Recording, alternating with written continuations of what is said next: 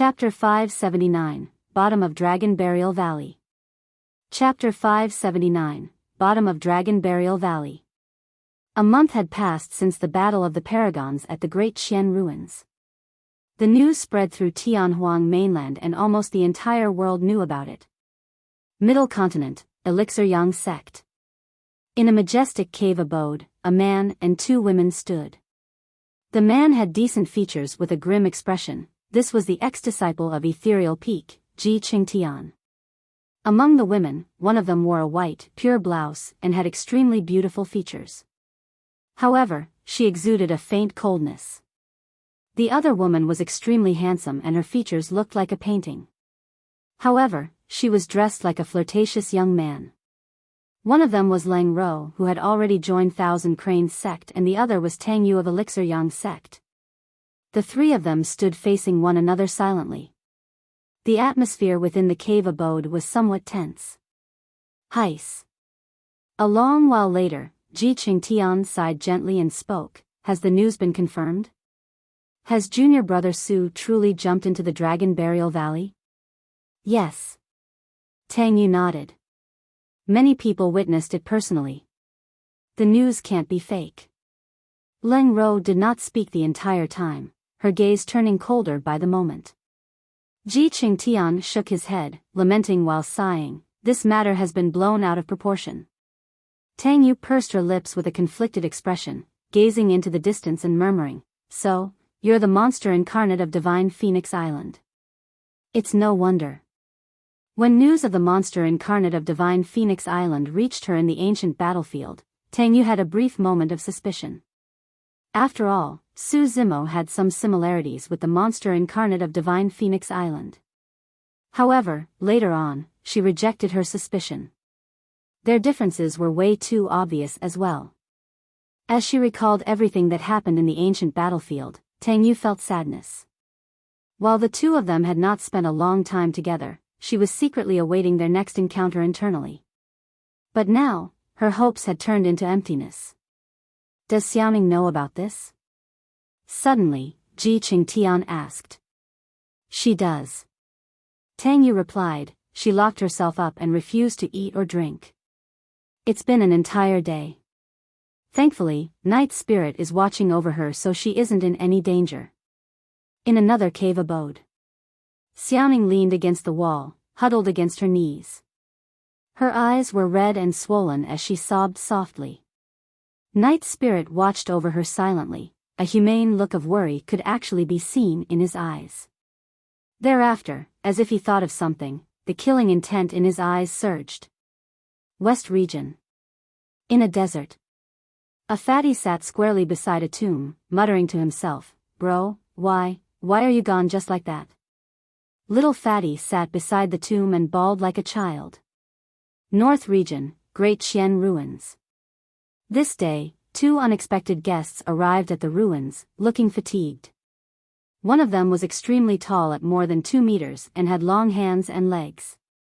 His arms were slumped naturally and were longer than his knees. The tall man carried a long rod and his eyes shone fiercely with a scarlet glint. The other man was bare-handed. Although he was slightly shorter, his body looked even more muscular and mighty. Both of them had a lot of hair, and although they were in human form, they could not conceal the demonic chi they emitted at all. They were demons.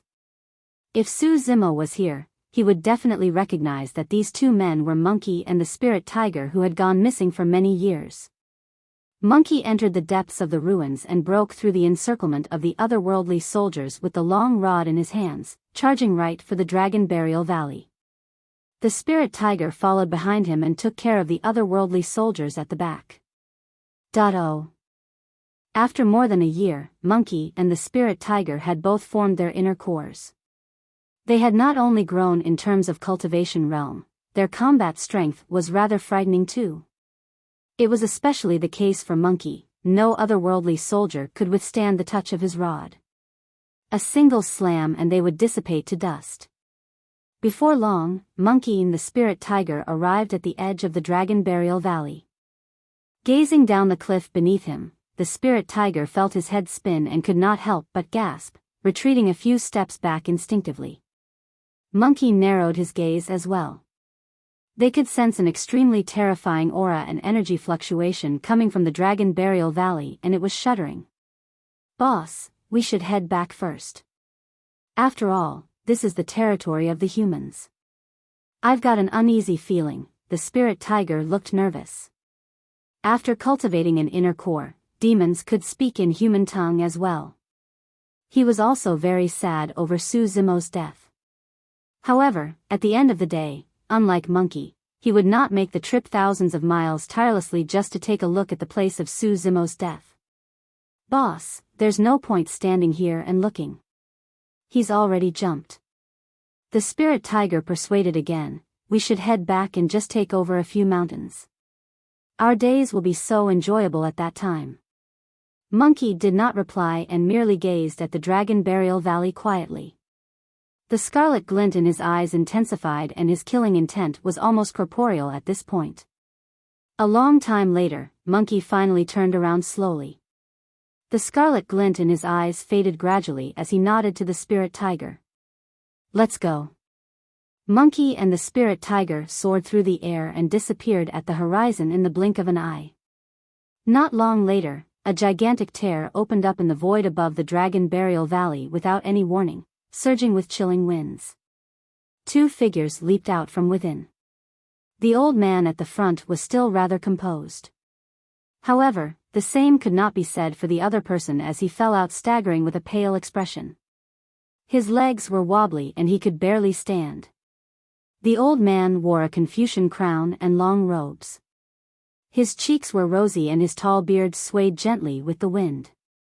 If a desk appeared and he held a wooden block with his left hand and a folding fan with his right, the old man would completely resemble a storyteller that made his way around the world. The man that came out later on was slightly rotund with a pale expression without any beard. This was Lin Xuanji, the man who had once entered the Dragon Bone Valley, one of the 9 forbidden grounds, along with Su Zimo. Arriving at the edge of the Dragon Burial Valley, the old man looked down in silence. Lin Xuanji let out a slow breath and could not help but ask, "Old man, what's down there in the Dragon Burial Valley? What do you think?" The old man turned to look at Lin Xuanji, asking in reverse. "Nothing more than a pile of corpses."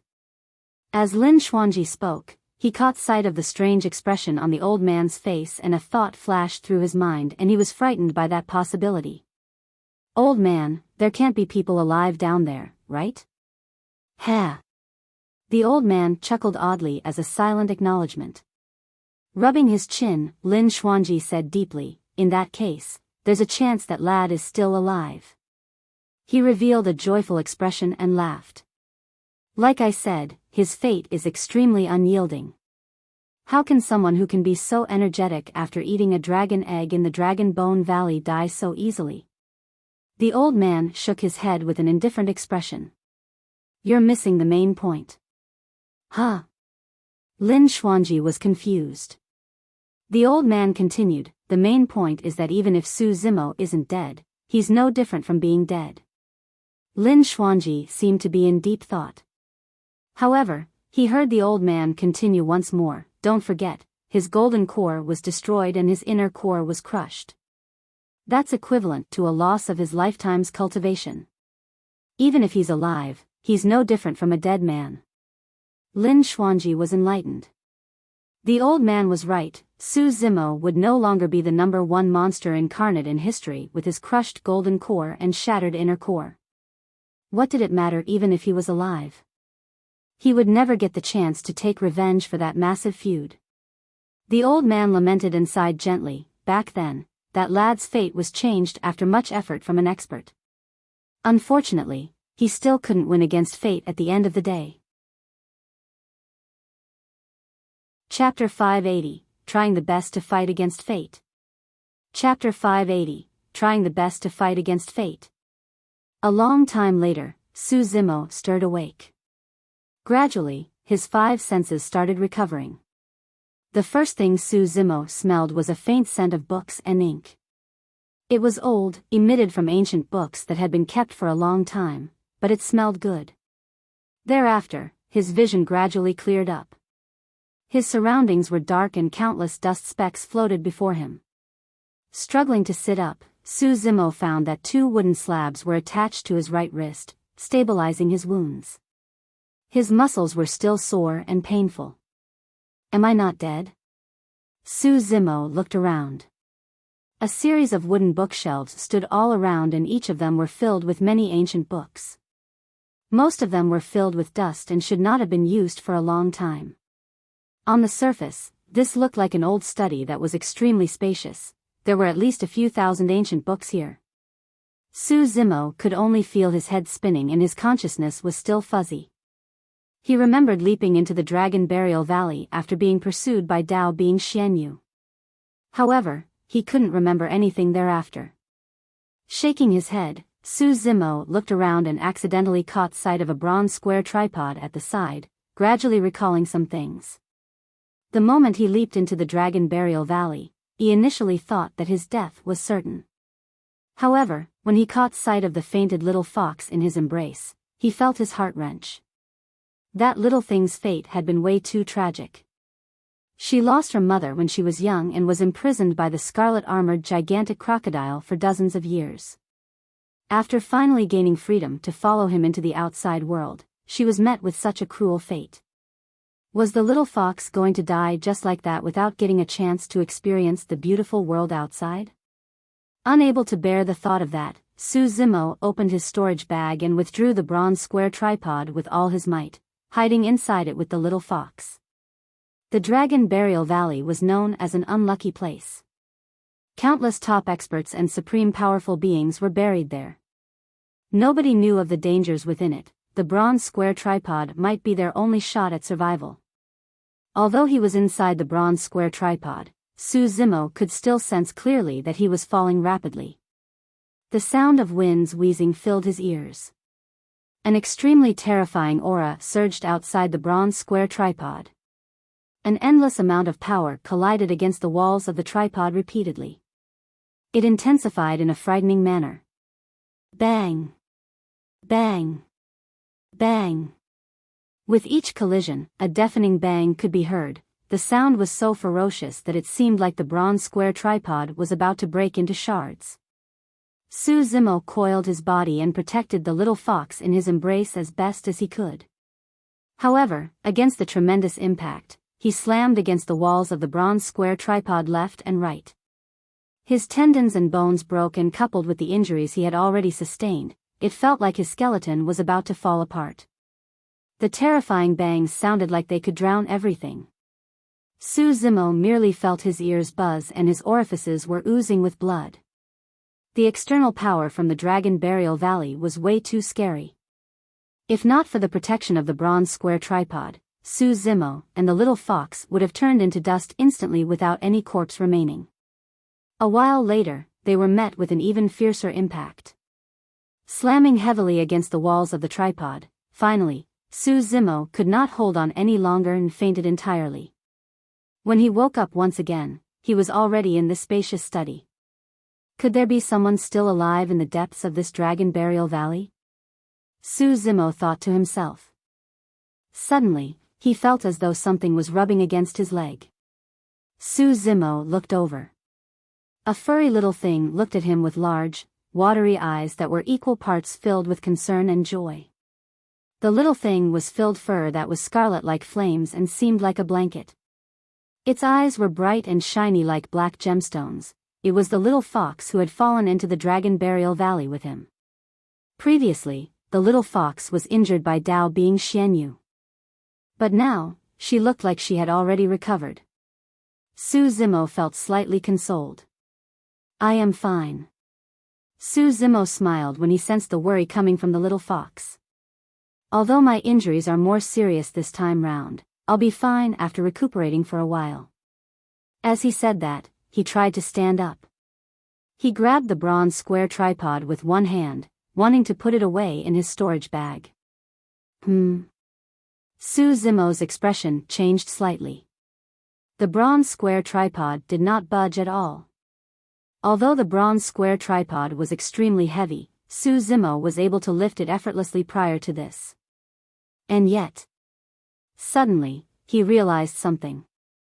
His golden core was already destroyed and his inner core was already shattered. His cores were directly broken by someone. Instinctively, Su Zimo tried circulating his inner core and a sharp pain shot through his chest. Ugh! He grunted deeply and his body wavered as a layer of sweat appeared on his forehead. His inner core was dark and dull, covered by a web of frightening tears. Su Zimo sensed everything carefully and his expression turned even more terrible. There was already no way to salvage his inner core. The situation was even worse for his golden core.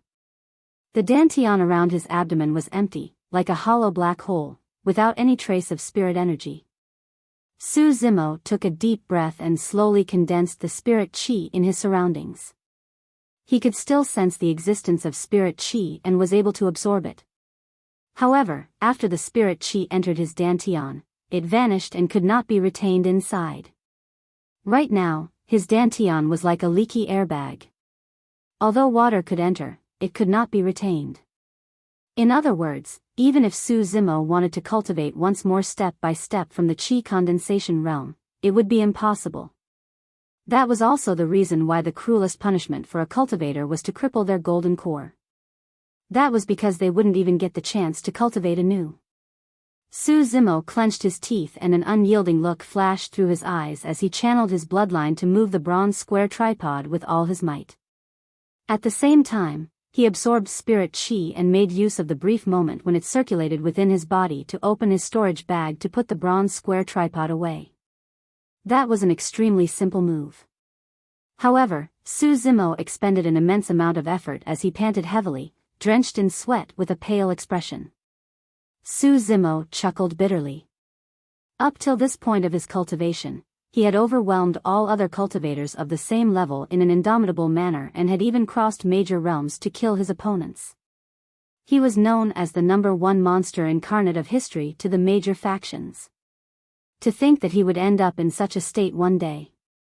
Although Su Zimo still possessed a tremendous power of bloodline, it was no longer possible if he wanted to fight against true paragons of the Golden Core realm. There wouldn't come the day when he would be able to take revenge on Dao being Xianyu. Is this going to be my fate? Su Zimo gripped his fists so fiercely that even his knuckles were turning white. I'm not willing to accept it.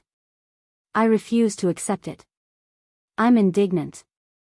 I'm going to fight against my fate even if it takes me everything I've got. Even when his sharp fingernails dug into his palm and blood oozed out, Su Zimo did not realize it. There was even a faint demonic blood glint shining from the depths of his eyes. The little fox squatted beside Su Zimo's legs and looked up at him worriedly. Although she could not speak, she could feel the pain and relentlessness in Su Zimo's heart at the moment. There was nothing more despairing than the loss of hope. Suddenly, a chant sounded from outside the door. Thus I have heard, to cultivate one's body with compassion and imbue kindness into Buddha's wisdom to gain enlightenment. Arriving here, known as the infinite immeasurable world, empowering billions of living beings. The voice was pure and flawless, reverberating endlessly and cleansing one's mind. Someone was chanting a sutra outside. Chapter 581, 10,000-Year-Old Buddhist Temple. Chapter 581, 10,000-Year-Old Buddhist Temple. The voice interrupted Su Zimo's thoughts. Someone was truly alive at the depths of the Dragon Burial Valley. Su Zimo pushed the door open and walked out to see a young monk assuming a lotus position on a praying mat. The young monk's palms were placed together before his chest as he chanted softly. Su Zimo was momentarily stunned. He thought that anyone who lived at the bottom of the Dragon Burial Valley would definitely be an incredible person. However, he had not expected it to be such a young monk. The young monk before him should only be at Golden Core realm at most. Although Su Zimo's cultivation was gone, his eyes were still sharp. Sensing something, the little monk stopped chanting and turned around. His eyes were clear as water, as though they contained pure sincerity. The little monk smiled gently and stood up, greeting with clasped palms, "Patron, you're awake." Su Zimo walked forward and bowed. "I am Su Zimo." Thank you for your life-saving grace, fellow Taoist. You don't have to do that, patron. The little monk smiled. I've only brought you here because my master sensed you. Master? Su Zimo's tone was ladled with surprise. It seemed like this little monk was not the only one at the bottom of Dragon Burial Valley. Nodding, the little monk looked towards a gigantic hall not far away. However, my master is currently in seclusion and will not see anyone for the time being. The doors were shut on a majestic hall not far away. Su Zimo nodded and asked, how long was I unconscious for? A month or so. Su Zimo pursed his lips in silence, feeling a hint of bitterness in his mouth. Because his cultivation was destroyed, his body's healing capabilities had also decreased massively. He had not recovered entirely even after a month. After a short moment, Su Zimo asked again, may I ask when your master will come forth from his seclusion? I don't know. The little monk shook his head. It can be tomorrow, it can be a year later, or even 100 years later. 100 years. Su Zimo chuckled bitterly. Sensing Su Zimo's disappointment, the little monk consoled him sincerely, patron, there's no need to hurry. Time is fleeting and 100 years will pass by in the blink of an eye, like a divine steed crossing terrains. The little monk looked like he was younger than 20. Those words truly did not sound like they should be said by him and seemed odd. The little monk continued, patron, if you find yourself getting bored, you can casually look through the sutras in the Sutra chamber. Those Buddhist sutras contain a lot of knowledge and the secrets of the universe. Even a wise old person might not be able to comprehend the wisdom within fully. Those sutras contain endless joy and time will pass by unknowingly once you're immersed in them. 100 years will pass by quickly. It was easy for the little monk to say that, but Su Zimo truly could not gather his interest. Embarrassed to decline the goodwill of the little monk, Su Zimo nodded with a smile and started surveying his surroundings. The courtyard did not have many structures, only two. One of them was the Sutra chamber and the other was the majestic hall. There wasn't even a meditation room. This was an extremely simple and old temple. Ancient and aged. The only two structures looked like they were from a long time ago and had endured through the seasonal changes and the sands of time. Two vegetable gardens were planted before the big hall, giving them some green food. The main entrance of the old temple was extremely battered and creaked with the gust of the wind, as though it could fall over at any moment. Why is there such a strange old temple at the bottom of the Dragon Burial Valley? Su Zimo had a lost expression. For a moment, a thought seemed to have flashed through his mind. However, Su Zimo's mind was way too chaotic at that time and most of his attention was spent thinking of how to recover his cultivation. As such, he did not think much about that thought. After a moment of standing still, Su Zimo turned around towards the entrance of the old temple. There was truly nothing to be seen around the old temple. Su Zimo wanted to head outside and check out what was at the bottom of the Dragon Burial Valley. The little monk had a worried expression and could not help but remark, patron, you have yet to recover from your serious injuries. Don't head too far out, it's dangerous out there. Thank you for your kind reminder, fellow Taoist. I'll be careful. Su Zimo expressed his thanks with cupped fists before turning to head out. The moment he stepped out of the old temple, he felt a chilling gust of wind breeze by and could not help but shudder. Before him was a meandering valley with countless crushed rocks on the ground. The cliffs on both sides were filled with strange rocks. It was dead silent throughout the entire valley. Su Zimo frowned slightly and hesitated for a moment before continuing ahead. Although the little fox had a frightened expression, she still chose to tag along behind Su Zimo. Su Zimo reared his head and looked up. A fog surged above the valley. 10,000 years ago, when countless experts fought against one another, the remnant of their energies formed a region of chaos and interweaved above. Any living being that was drawn into it would be shredded into a mist of blood.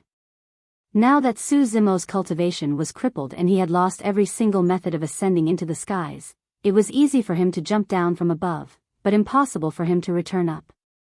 Su Zimo realized that if he could not recover his cultivation, he would most likely grow old and exhaust his remaining lifespan at the bottom of this valley.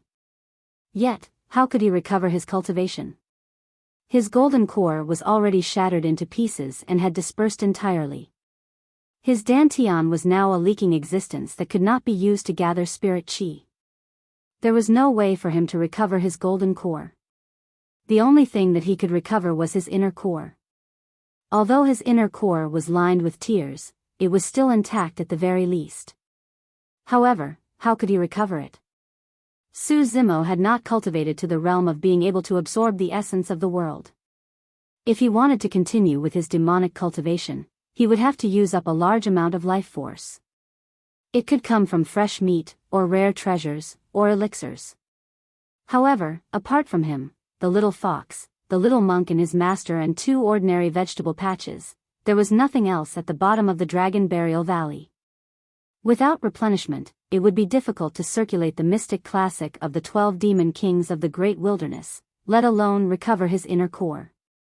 Although Su Zimo sank into his thoughts, his footsteps did not stop as he continued walking forward instinctively. After they passed a bend, the little fox suddenly stopped in her tracks and bit Su Zimo's trunks, holding him back fervently. Alarmed, Su Zimo snapped out of his thoughts. Corpses were sprawled on the ground one after another before him. Some of them laid horizontally, some of them sat on the ground while others were torn and distorted. They came in various shapes and positions. The corpses strewn on the ground extended all the way to the edge of the valley with no end in sight. Su Zimo realized that these corpses should have been buried here in the valley during that catastrophe 10,000 years ago. Although 10,000 years had passed, those corpses were pristine and did not show any signs of decay. In fact, Su Zimo caught sight of a perfect body among the corpses. How frightening was that expert when he was alive? These were people whose bodies have not decayed after 10,000 years. Suddenly, Su Zimo sensed a scarlet glint shining from the corner of his eye and turned over to look instinctively. His pupils constricted rapidly and his hairs stood on end. A few drops of fresh blood were splattered on the walls around him. Su Zimo merely took a single glance and felt a piercing pain surge through his eyes. His eyeballs felt like they were about to explode. Which expert did that blood belong to for it to be this terrifying?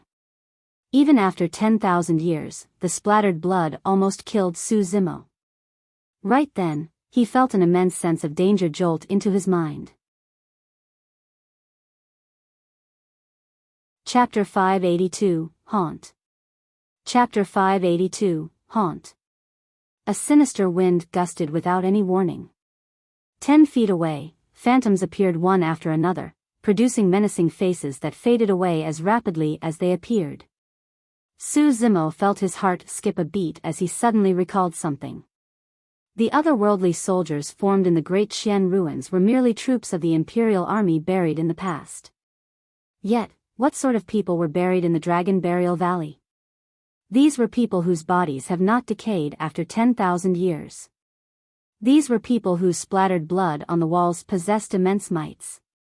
Those otherworldly soldiers formed by the Imperial Army were enough to fight against golden cores. If so, how terrifying would the haunting vengeful spirits of the fallen experts here be? Hurry, let's go. Su Zimo shouted softly and hugged the little fox, turning back the way he came from. Thankfully, they were not far from the old temple. He could return to it within tens of breaths with a full burst of his body. There was a bend up ahead. Although Su Zimo had been distracted along the way, he could vaguely recall that this was the only bend he had turned. In other words, he would be able to see the old temple once he turned around this bend. However, after heading over, Su Zimo stopped in his tracks instinctively. There wasn't any old temple before him. Instead, there were corpses that were mounted like a mountain. Not far away, a gooey river of blood flowed, blocking the path forward with a nauseating stench of blood. Frightening faces floated on the surface of the river with sinister smiles. Su Zimo narrowed his eyes and focused his gaze. The sight before him did not vanish still. On the contrary, those corpses came alive one after another. They struggled and stood up with rotting flesh hanging from their bodies. Slowly, swaying, they staggered toward Su Zimo with a disgusting stench. Pairs of arms protruded one after another from the river of blood up ahead as well. Many people drenched in blood crawled up the shores and grinned brightly with bloodshot eyes. Su Zimo felt chills run down his spine and cold sweat poured down his forehead. The little fox was even more rattled and burrowed herself into Su Zimo's embrace, chattering. She covered her eyes with her tiny paws and did not dare to stick her head out. There were only two possibilities to what was before them. First, it meant that the Sutra chamber and little monk that he had seen earlier were all illusions and that there wasn't any old temple at the bottom of the Dragon Burial Valley at all. Second, he had not left where he was initially. By right, he would have seen the unknown old temple once he turned around the bend. But now, Su Zimo had been sprinting the entire way and hadn't rested at all. He clearly felt that he had turned the bend and yet, instead of any trace of the old temple, he was met with this mountain of corpses and river of blood that had a torrential malevolent aura. Both possibilities did not seem optimistic for him. The first possibility meant that there was an extremely terrifying existence here that could bewitch his five senses and conjure illusions before him. The Sutra chamber, the old temple and the little monk were all fake. The Dragon Burial Valley was formed 10,000 years ago. How could there be an old temple at the bottom of it? The only thing that Su Zimo believed in were the eyes of the little monk that were clear as water. Those eyes could not be fake at all. The second possibility was that Su Zimo encountered what was known in the mortal realm as a ghost wall. He felt that he had been sprinting forward endlessly without any rest at all. In reality, he had not left the place at all. There were malevolent ghosts that blinded his five senses with the use of supreme dermic powers, causing him to run in circles after losing his sense of direction.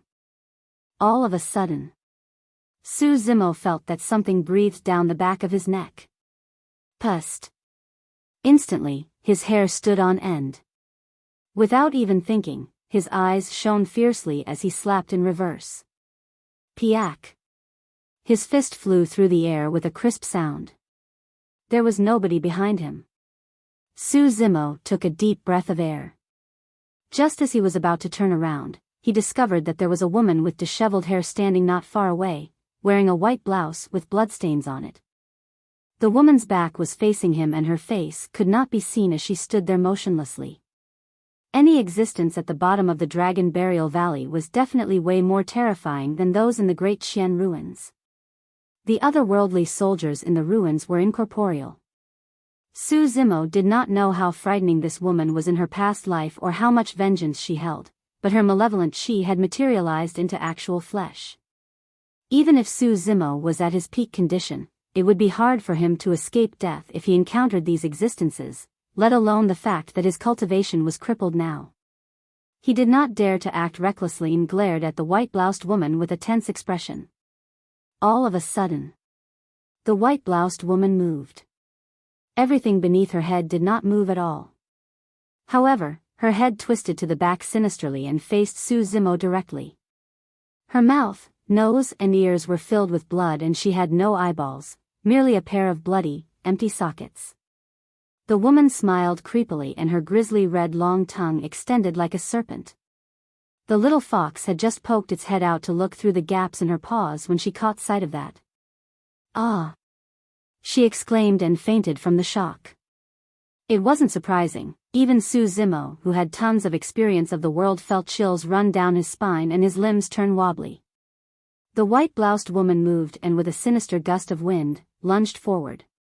Su Zimo extended his right hand hurriedly to defend. There was no way he could threaten the white-bloused woman with his power. The divine phoenix bone might be the only thing that could work. Swoosh! Suddenly, the white-bloused woman stopped in her tracks and looked down somewhat warily at Su Zimo's right hand with her empty, bloody sockets. Tisk, tsk, tsk. She snickered sinisterly and in a flash, vanished right before Su Zimo's eyes. Su Zimo was alarmed and checked his surroundings hurriedly.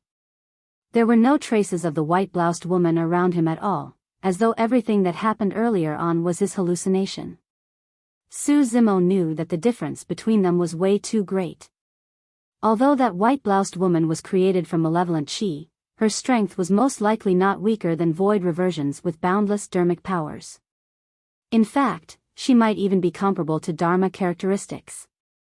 Up ahead, the bloody corpses with rotten flesh crawled out from the blood river one after another and closed in rapidly.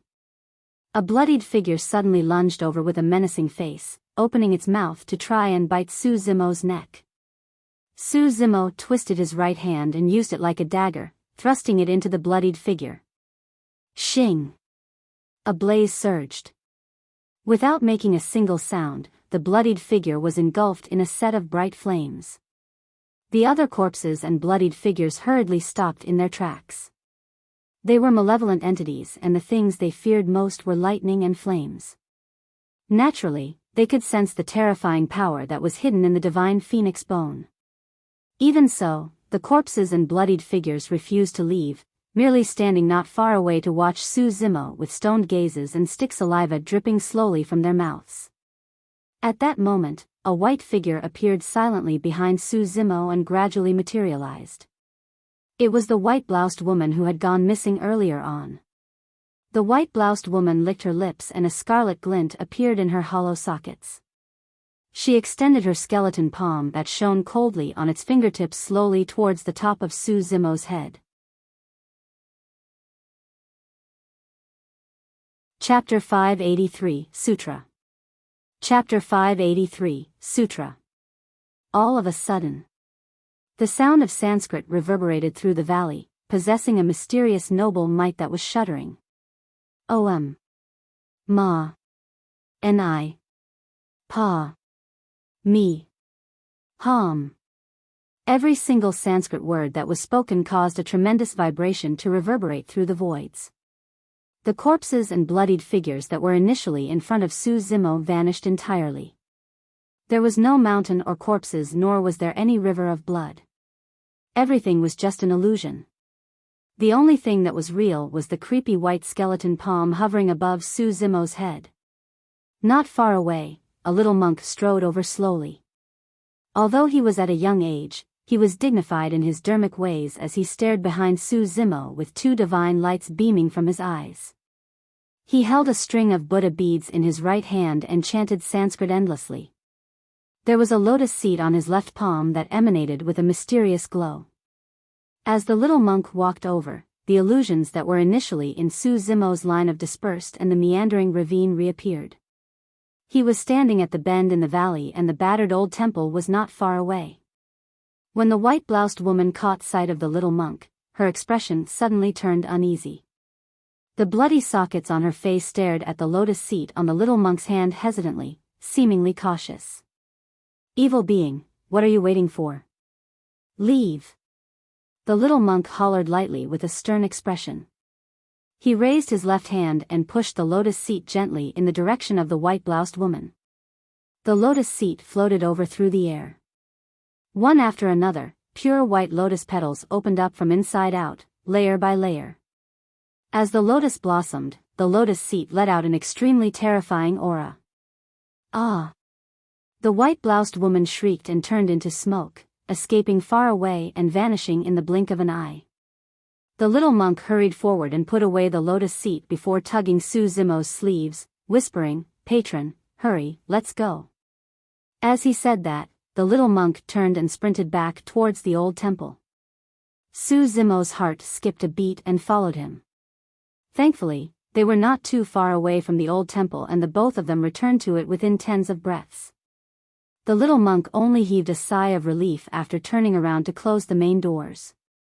"Thank you for your life-saving grace, fellow Taoist," Su Zimo bowed and expressed his thanks. The little monk waved it off, smiling. "No matter, patron. It's only right of me." "What is your name, fellow Taoist?" Su Zimo asked. The little monk replied, "I'm Mingzhen." "Mingzhen, Mingzhen." Su Zimo muttered twice softly. Purity, honesty, and sincerity. Those were the impressions that the little monk gave Su Zimo. Everything was truly embodied by the Zhen character in his name. The evil entities outside are extremely vicious and possess supreme dharmic powers. I'm not their match either. Mingjin explained. The malevolent ghost earlier only turned to flee because she was wary about this lotus seat, thinking that my master had appeared. If we had waited for her to realize what was happening, we would have been doomed. Feeling somewhat guilty, Su Zimo said, I was careless just now and nearly implicated you. 8 years' worth of cultivation was destroyed overnight and he had turned into a mortal from the #1 monster incarnate of history. Anyone else would also have a hard time accepting such a defeat and downfall. Earlier on, when he left the old temple, part of it was out of curiosity to check out what was outside. Another part of it was truly because he was brooding internally. He had truly suffered immensely mentally. Mingjin seemed to be able to sense the troubles Su Zimo was facing. Actually, there won't be any danger as long as you don't head out of this place. Although this courtyard is not large, you can move around freely within it, patron. The sutras in the sutra chamber are also free for you to read. At that time, we might be able to share our understanding and explore the depths of Buddhism together. Pausing for a moment, as though he recalled something, Mingjin reminded hurriedly, right, also, don't ever head to the backyard of the Grand Hall. After saying that, Mingjin shirked his neck with a frightened expression, as though he had just thought of something terrifying. Su Zimo was greatly curious. Against that menacing malevolent ghost with torrential dermic powers earlier on, Mingjin was stern without any fear. Yet, why was he revealing such an expression at the mention of the backyard? Just what was in the backyard that caused Mingjin such cautiousness? Furthermore, Su Zimo noticed something. Earlier on when he wanted to head out, Mingjin merely reminded him that it was dangerous outside and he should not head far away. But now, Mingjin was warning Su Zimo with extreme conviction not to head to the backyard of the Grand Hall. Su Zimo nodded. He truly did not wish to give Mingjin any troubles. After Mingjin gave the reminder, he returned to his praying mat and took out the thick ancient book from before, flipping it open carefully to continue reading. The little fox gradually stirred awake during this period of time. However, due to the shock that she received, she insisted on staying in Su Zimo's embrace and refused to go anywhere. After taking a look, Mingjin seemed to recall something and handed Su Zimo the ancient book in his hands with sincerity. Patron, if you don't know what sutra to start with, how about this? You will definitely benefit immensely. This sutra possesses the secrets of the universe and you will gain a different realization with every new reading of it. It's truly amazing. Su Zimo laughed bitterly internally. Right now, he did not have any mood at all. Even if his cultivation was still present, he wouldn't be able to endure sitting through to comprehend these difficult sutras. Su Zimo declined. My injuries have not healed yet so I can't exhaust myself mentally. You can read them first. Mingjin did not believe it entirely and asked somewhat confusedly, reading sutras, prostrating yourself to Buddha and comprehending the Tao is the most enjoyable thing in the world. How would it be exhausting mentally? Shaking his head, Mingjin did not seem to understand Su Zimo's words. When he saw Mingjin's passion, Su Zimo felt embarrassed and asked, what's the name of that ancient book? I'll go take a look at it after you're done reading it. Of course, he had only mentioned that casually and wasn't truly curious about it. Mystic Dermic Lotus Sutra. Oh. Su Zimo replied distractedly. The moment he turned around, his expression changed. Mystic Dermic Lotus Sutra? He looked at Mingjin with disbelief and asked again. That's right. Mingjin nodded in a natural manner. Su Zimo's mouth dropped agape and he froze for a moment before revealing a bitter smile.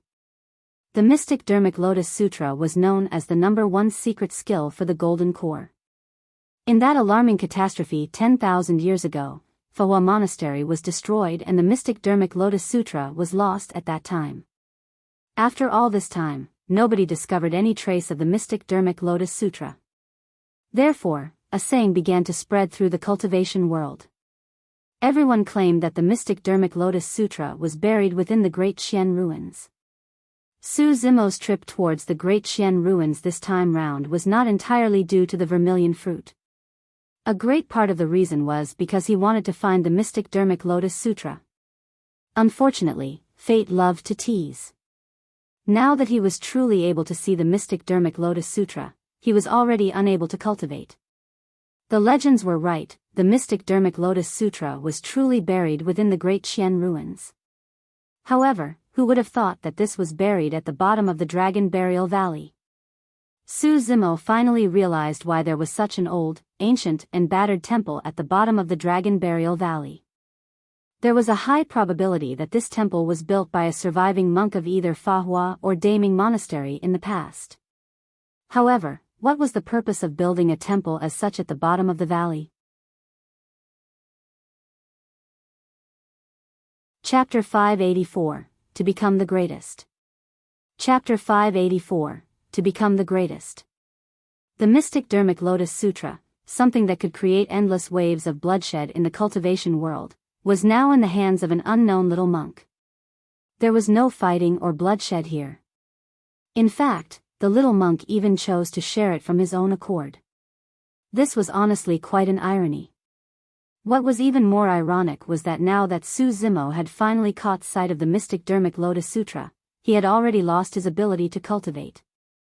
Although the mystic Dharmic Lotus Sutra was a supreme secret classic of the Buddhist sects, it could not help someone with a shattered dantian and lost cultivation recultivate again. Dao being Xian Yu was way too ruthless.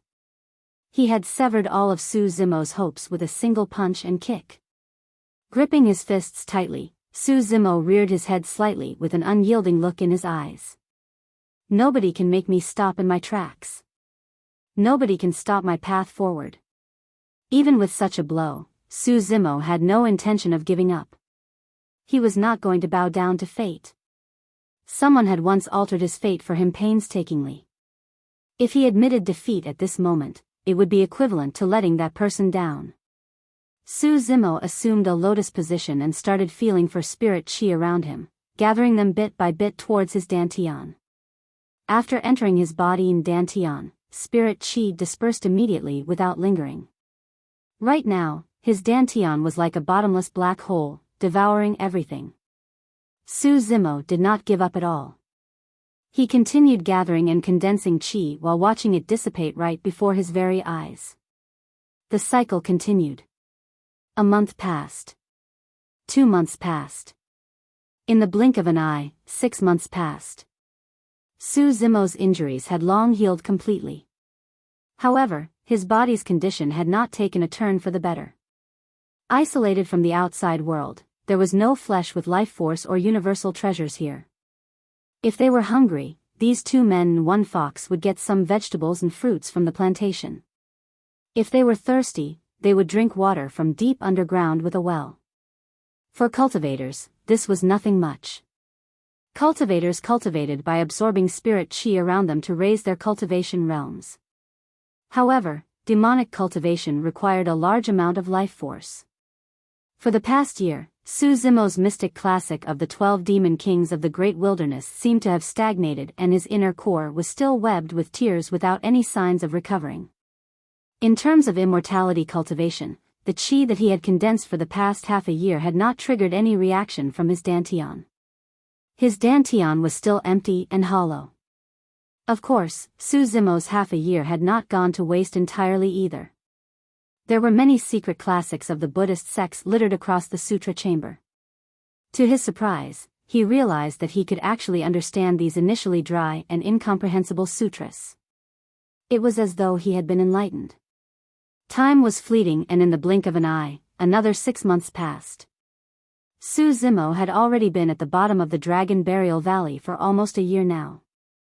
His inner core had not shown any signs of recovery in this 1 year. The dantian in his abdomen was also like a swamp of still water, dead without any fluctuations to it. Su Zimo's gaze was no longer as resolute and unshakable as before. Was he going to continue to cultivate like this foolishly? When would a miracle finally happen? After mulling in the courtyard, Su Zimo made a decision and opened up his storage, retrieving the 10,000-year vermilion fruit from it. The vermilion fruit was bright red and shiny, emitting a burning energy. The 10,000-year vermilion fruit had absorbed way too much blood from too many people. It wasn't just the younger generation of the North region, there were even hundreds of nascent souls that died. Taking a deep breath of air, Su Zimo devoured the vermilion fruit in a single mouthful and assumed a lotus position, experiencing the changes in his body. The vermilion fruit contained a tremendous amount of life force. The life force turned into a violent cyclone that rippled through his entire body, cruising through his bloodline, flesh, bones, tendons and organs. Su Zimo composed himself, directing the rampant cyclone towards his dantian. Normally speaking, the power of a vermilion fruit was enough to help a golden core advance a single minor realm. In other words, if it was a late-stage golden core that devoured the vermilion fruit, he would be able to get to perfected golden core realm right away and would only be a half step away from the nascent soul realm. Su Zimo did not dream that he would be able to recover his cultivation. He merely hoped that he could retain some spirit qi in his dantian, even if he had to return back to level 1 qi condensation. Unfortunately, after that rampant cyclone of energy entered his dantian, it did not create much impact and was wiped away cleanly by the black hole dantian without any trace at all. Su Zimo opened his eyes, looking a little lost and desolate. For the past year, he had experienced countless defeats, but the thought of giving up had never crossed his mind. And yet, right now, his determination sank and his conviction wavered. Sensing Su Zimo's disappointment, the little fox had a worried expression and rubbed her cheeks against Su Zimo's arm to console him. "Little thing, I'm sorry. I've implicated you." Su Zimo stroked the little fox's spine and smiled in irony. "Initially, I wanted to take you away and leave that desolate underground cave. To think that we would end up in another cave of sorts. Hia. Hia." Although the little fox could not speak in human tongue, she waved her pair of paws and breathed in before gesturing above her head. Su Zimo understood. The little fox was saying that it was great here, the skies were vast and she could breathe fresh air daily. Thereafter, the little fox pointed to herself before pointing to Su Zimo. Her watery huge eyes blinked and she flushed in an extremely charming manner. Su Zimo's head was lowered and he did not catch sight of it, merely smiling in a dazed manner. He had suddenly realized that there was a high chance he would be trapped at the bottom of the Dragon Burial Valley for his entire life, aging and waiting for his lifespan to wear out. There was no need to think about revenge. Less than that, there was no need to think about pursuing Daiyu. At that moment, the Sanskrit reverberated through the old temple. Everything is dharmic and illusory, like lightning, life is merely fleeting. The Sanskrit sounded like heavenly flutes, reaching the depths of one's soul. Compared to the little monk's Sanskrit, it was even more moving and possessed a dharmic power of tranquility. Instantly, Su Zimo's worries lessened considerably. He turned towards the voice. Within the old temple, the wooden doors of the grand hall creaked open. The light inside was dim and a vague figure of a monk could be seen from the haziness. His beard was white and he was extremely skinny, sitting on the floor. The little monk's master had finally exited his seclusion. Taking a deep breath of air, Su Zimo bowed deeply and said in a deep voice, "Greetings, Reverend Patron, you are troubled in your mind?" The old monk had a warm and compassionate voice. Pursing his lips, Su Zimo asked, "Reverend, may I ask if there's any hope of recovery with my destroyed dantian and ruined golden core?" "I don't know." There was a long silence in the grand hall before those 3 words were uttered. The old monk's voice continued, "Throughout history, there had never been anyone who could continue cultivating with a destroyed dantian." When he heard that, Su Zimo smiled bitterly. Was he still going to lose to fate at the end of the day? Suddenly, the old monk steered the conversation in another direction. "However, nothing is absolute. You might be able to tide through this tribulation, patron." Su Zimo's expression changed. The old monk seemed to be implying something. The old monk said, "If you enter the grand hall, you might be able to find some answers, patron." Su Zimo raised his brow. Although he was puzzled, he still stepped foot into the grand hall. Candles lit up one after another on both sides of the grand hall. Su Zimo peered over the old monk and his gaze landed on the walls on the opposite end of the grand hall. Shuddering, his eyes lit up with a sparkle that was brighter than stars. There was a saying on the wall. To become one of the greatest, you have to work on the foundation and be willing to take hardship and serve others.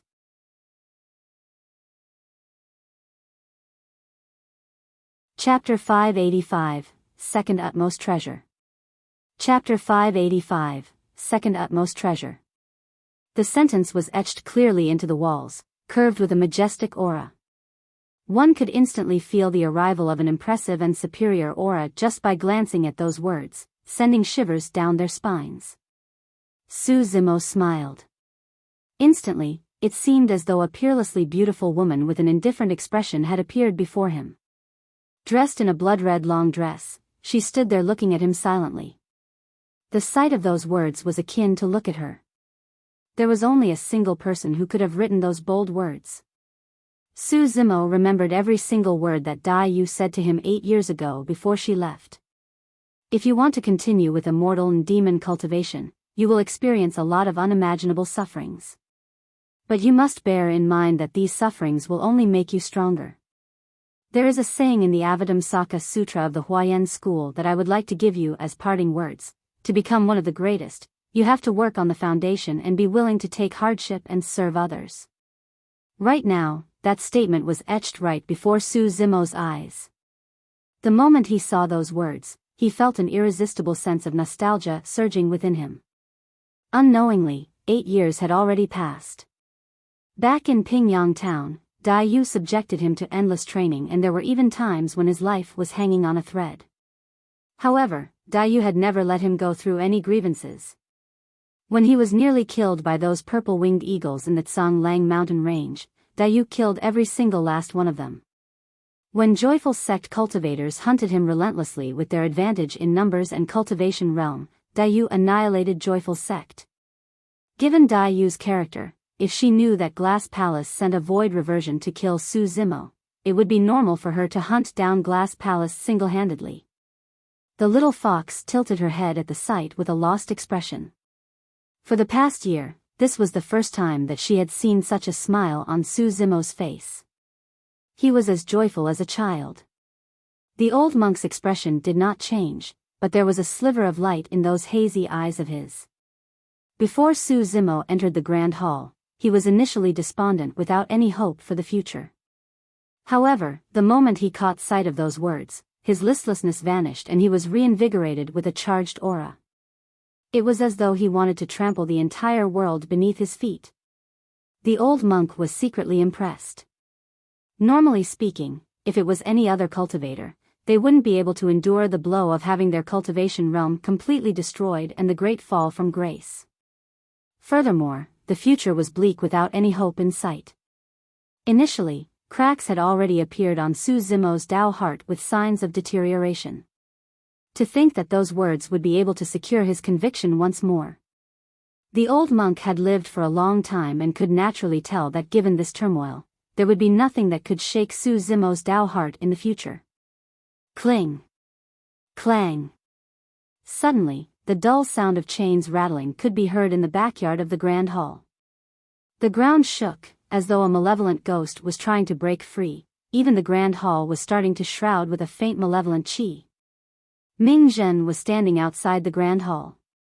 When he heard the chains rattling, he could not help but shudder and glance at the backyard with a sense of trepidation.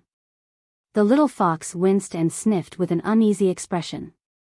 She caught a whiff of an extremely terrifying aura in the air. It was as though the owner of the aura could rip her into pieces at any moment. It was a deep, indescribable fear that came from the depths of her soul and bloodline. The old monk was the only one who was expressionless, as though he hadn't heard the chains at all. After the chains rattled for a while, it went silent once more. Gradually, Su Zimo stirred awake from his memories as well. It was less than 8 minutes since he stepped foot into the grand hall. However, his heart experienced a rebirth and he had transformed right from the core.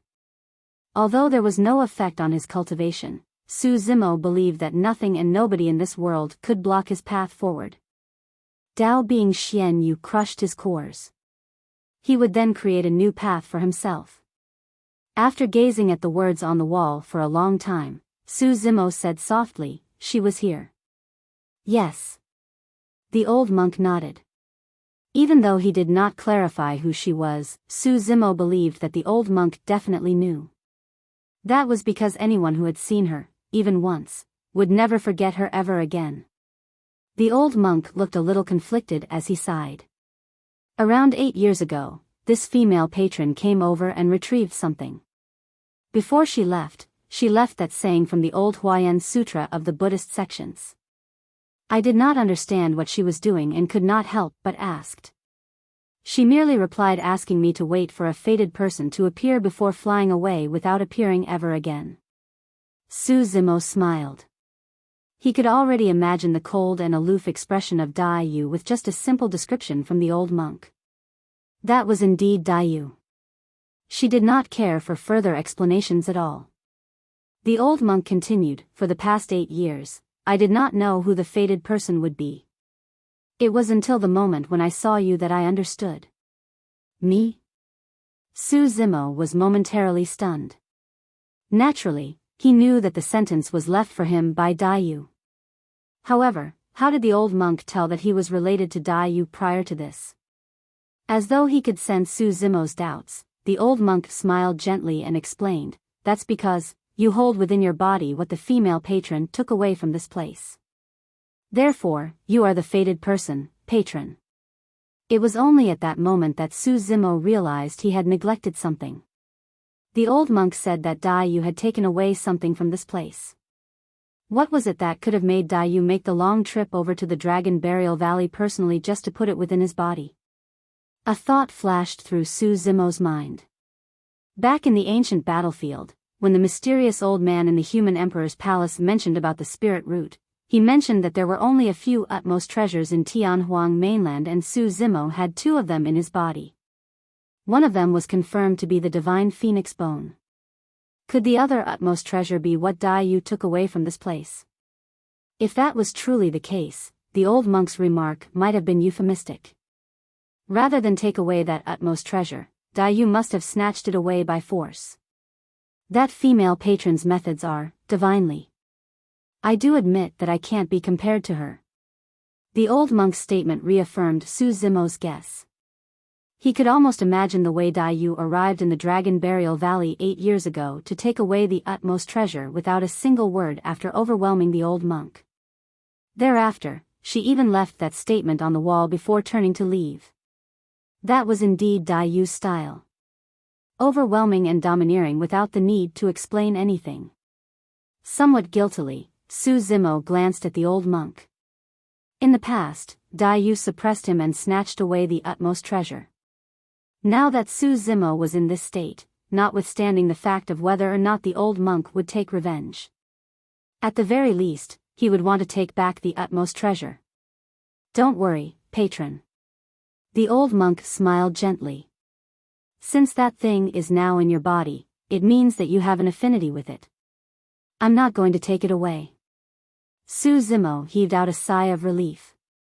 At the same time, curiosity filled him. This old monk seemed to be able to read his thoughts. Right from the beginning, he had barely spoken and yet, the old monk was able to reply to every single one of his thoughts. Those means were truly incredible.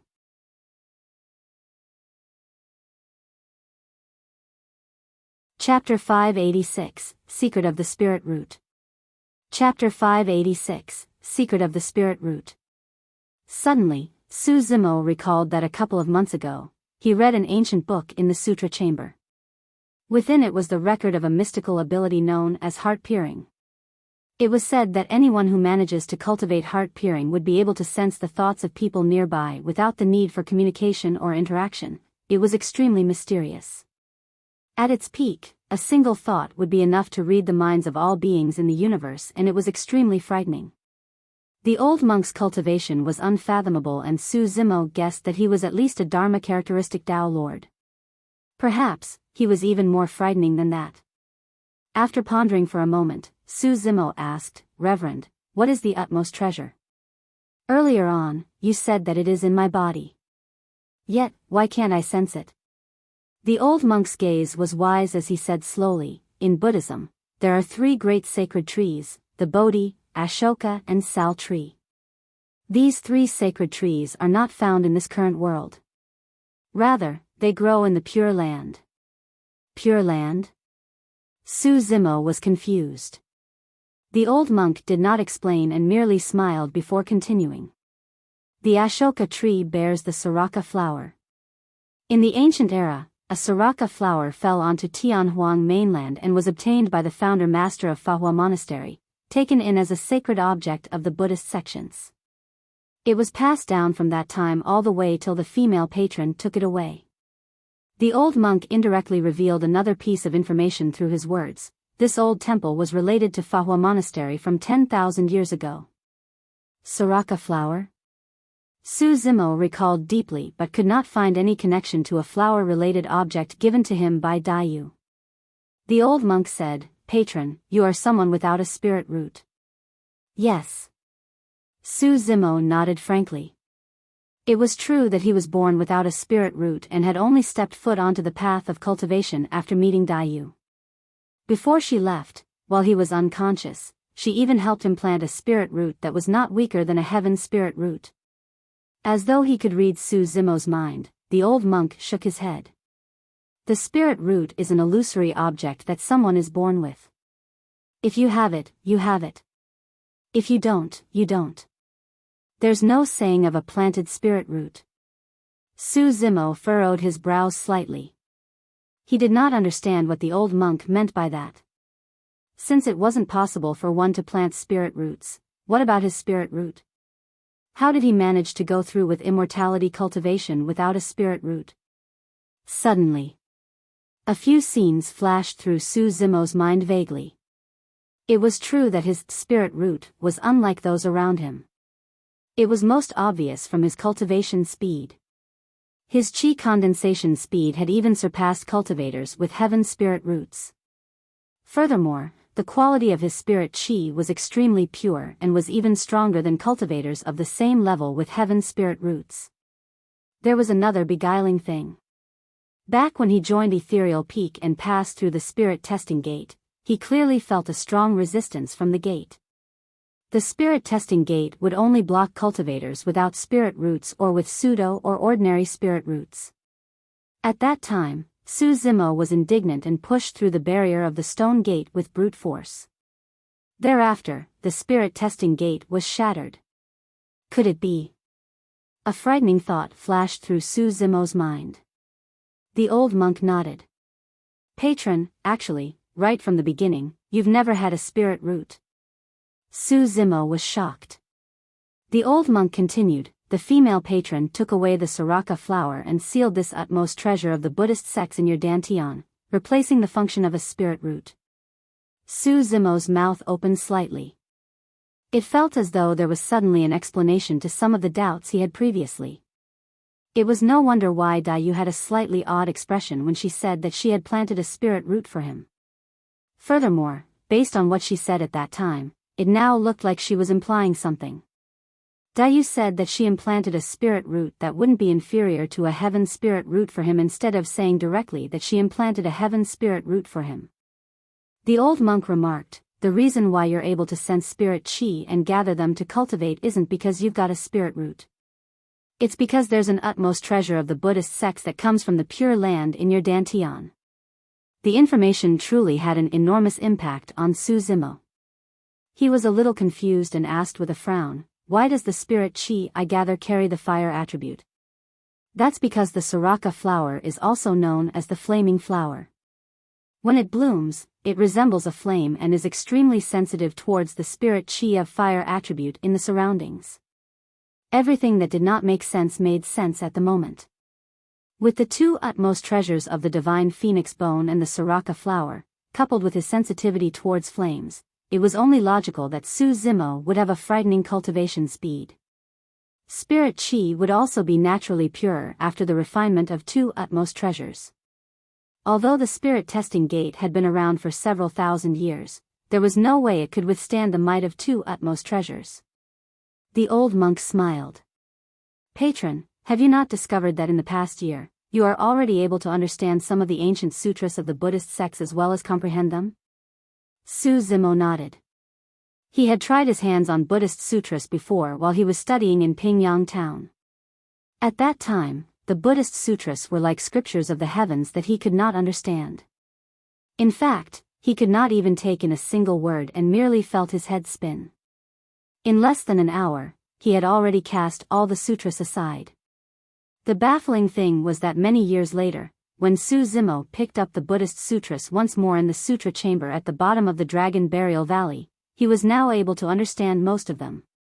The old monk's voice sounded once more, without a root of wisdom, one will never be able to understand the secrets of the Buddhist sutras, let alone cultivate and understand the Tao. In fact, they wouldn't even be able to continue reading. However, it's different for you. Gradually, a realization entered Su Zimo's mind. The Sriracha flower was a sacred item of the Buddhist sections. It existed within Su Zimo's dantian and had not only replaced the purpose of the spirit root, but also granted him wisdom that was comparable to the root of wisdom.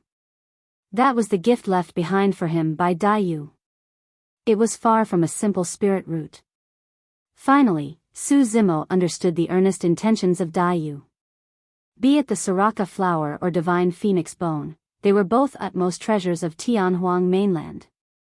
Before she left, Dai Yu said that she left 3 gifts for him. Right now, Su Zimo already knew 2 of them, but he did not know what the last one was. Su Zimo asked, "Where is that flower now?" "It's still within your dantian. However, you have not cultivated to the realm of introspection and as such, you aren't able to see it yet," the old monk replied. After pausing for a moment, he continued, "Earlier on, I said that there had never been anyone in history who could cultivate after their cultivation is crippled. That is indeed true. I don't know how I should resolve your plight as well. However, that female patron had gone through the painstaking effort of sealing the Sriracha flower in your dantian while leaving that statement here. I'm guessing that there must be a deeper meaning to it." Su Zimo nodded. Actually, when he caught sight of the statement left behind by Dai Yu, Su Zimo had already decided that he was going to cultivate peacefully at the bottom of the Dragon Burial Valley from here on. To become one of the greatest, you have to work on the foundation and be willing to take hardship and serve others. That was his tribulation. He had to endure it. There would definitely come a day when he would become the greatest and break through the horizons to the 9 heavens, reappearing in the mortal realm to shock all living beings.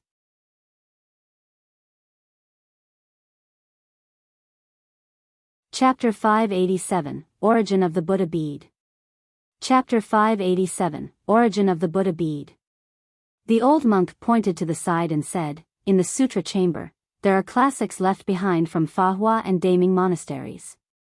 Look at them more and you might be able to gain something from them." Su Zimo nodded. Both Fahua and Daming Monastery were top factions that were comparable to the current super sects such as the 9 Immortal sects and 7 Fiend sects. It was obvious how deep their foundations ran. Unfortunately, this derelict old temple that was isolated from the rest of the world was the only thing left of the 2 super sects after the catastrophe 10,000 years ago.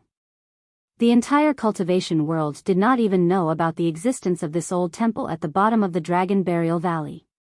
Although the old monk merely mentioned it casually, Su Zimo knew clearly in his heart that there were many secret skills of Fahua and Daming Monastery in these ancient books. For example, the mystic Dharmic Lotus Sutra was thought by the outside world to be lost. Who would have guessed that this sutra, known as the number 1 secret skill for golden cores, would be found at the bottom of the Dragon Burial Valley? Who would have thought that it would be in the hands of a young monk and it could be read at any time? It was not hard to imagine that the impact caused by the appearance of the mystic Dharmic Lotus Sutra would be much more terrifying than the vermilion fruit. At that time, there would be a blood storm. The paragons of the North region wouldn't be the only ones involved. Even all the paragons of the entire Tianhuang mainland would be moved and driven crazy for it. Furthermore, the mystic Dharmic Lotus Sutra was not the only one, there were many other sutras similar to it in the Sutra chamber. That seemingly battered library was in fact a gigantic treasure trove. It was equivalent to the legacy of 2 super sects placed right before Su Zimo's eyes. The only pity was that his cultivation was crippled and he had no way of gathering qi. If he could condense qi, there would now be the legacy of the Buddhist sects in his body as well, on top of the legacy of the immortality and fiend Daos. As Su Zimo pondered, the old monk seemed to have thought of something and his expression turned rueful. He sighed, saying, after the catastrophe back then, Fahua Monastery and Daming Monastery are no longer around and have been washed away by the sands of time. Everyone from the past is already gone and now I'm the only one left. The old monk's words carried a heart-wrenching loneliness to it. Su Zimo could not help but ask, Senior, are you and fellow Taoist Mingzhen the only ones in this old temple? After a moment of silence, the old monk nodded. The two of us are the only ones here. Cling. Clang. The moment he said that, the sound of chains rattling sounded from the backyard once more. It was dull and forceful, as though something was struggling repeatedly. Su Zimo's heart skipped a beat. The little fox was rattled and scurried along Su Zimo's arm into his embrace to hide within. The old monk's expression was unchanged and there were no emotions in his weathered eyes, as though he could not hear the sound of chains in the backyard. Su Zimo was gradually relieved when he saw how composed the old monk was. However, he was truly curious as to what was behind the sound of chains coming from the backyard. Why would Mingzhen want to avoid it so fearfully? The old monk interrupted Su Zimo's thoughts and suddenly asked, I can sense an aura of the Buddhist sects circling around you that isn't from the Siraka flower. Have you cultivated a technique of the Buddhist sects before? Technique of the Buddhist sects? Could it be? Su Zimo froze momentarily before his eyes flashed with a glint of realization. He gathered chi slowly and made use of the instant spirit chi entered his body to open up his storage bag, retrieving a Buddha bead the size of a longan. The Buddha bead was extremely old and although it was made of wood, there were no signs of corrosion. The patterns that were etched on it were still extremely clear. He had obtained that Buddha bead accidentally when he was trapped with Demonist Ji in the stone coffin in the past. Su Zimo said with a deep voice, I've managed to cultivate an extremely strong spirit art known as the Fiend Suppression Seal thanks to this Buddha bead. The Fiend Suppression Seal was the only thing he had cultivated that was from the Buddhist sections. The moment he took out the Buddha bead, Su Zimo finally understood something. He understood why he was able to comprehend such a powerful Fiend Suppression Seal with just a single Buddha bead. It wasn't because he had a frightening potential, it was because the existence of the Siraka flower, the sacred item of the Buddhist sects, allowed him to possess a pure root of wisdom of Buddhism. Heis. The moment he caught sight of the Buddha bead, the old monk sighed gently and he got slightly emotional. It was clear that the old monk recognized the origin of the Buddha bead. He said, actually, the Fiend Suppression Seal is not a spirit art. It's a Dharmic art of Daming Monastery. Dharmic art. Su Zimo knew that Dharmic arts could only be released by nascent souls who are able to make use of Dharmic powers after cultivating their essence spirits. Since the Fiend Suppression Seal was a Dharmic art, how was he able to release it as a spirit art with the use of spirit energy? It's no wonder why the Siraka flower is a sacred item of the Buddhist sections. That statement from the old monk enlightened Su Zimo. The Siraka flower should be the only reason why he possessed such a mystifying might. Su Zimo thought about what he experienced at that time and said, this Buddha bead was found in a stone coffin. In it, there was a skeleton that could resurrect and was extremely frightening. I only managed to escape by luck. Pondering for a moment, Su Zimo continued, that skeleton seemed to be from the fiend sections. There's no mistake. The old monk replied, the owner of that Buddha bead is Monk Daming, the titular disciple of Daming Monastery and a supreme expert that was renowned back in the days. Titular disciple? This was the second time Su Zimo had heard of that term. The first titular disciple he knew was the Azura, Yen Beichen. The second was this, Monk Daming. The old monk explained, there would always be titular disciples in the various super sects of Tianhuang mainland. Furthermore, there's only one of them. All the titular disciples are the ones with the greatest potential among the paragons of the sect, the ones with the most stellar track records and the ones with the most frightening combat strength. Titular disciples are not fixed by their cultivation realms, but all of them possess countless trump cards, and the most fundamental ability for them is to kill above their levels. Typically speaking, one only earns the right to become a titular disciple after advancing to the void reversion realm. At that point, Su Zimo understood. In other words, the titular disciples were the strongest among the paragons of the super sects. The old monk continued, titular disciples are bestowed the Tao titles unique to their sects by the sect masters. For example, the titular disciple of Fahua Monastery would gain the Tao title of Fahua, whereas the titular disciple of Daming Monastery would gain the Tao title of Daming. That helps with identification. There is quite a gap between you and titular disciples. Remember, if you encounter the titular disciples of super sects from here on, you must always be careful not to engage them recklessly. Su Zimo nodded. The old monk thought for a moment before saying, back then, Azura sect produced a monster that created a blood refinement fiend Sutra. Murder was his second nature, and everywhere he passed, he would devour the fresh blood of all living beings cleanly. When he heard that, Su Zimo realized that there was a high chance the skeleton was the monster of Azura sect in the past. The old monk continued, Monk Daming could not bear to see the masses in distress and headed out to suppress that fiend. The two of them fought 3 consecutive battles, and although the monster of Azura sect was disadvantaged, it was hard to tell who would come forth victorious. At the 4th battle, victory was finally decided. It was said that the battle was so tremendous that the skies changed and the earth collapsed. Both parties fought with their full strengths.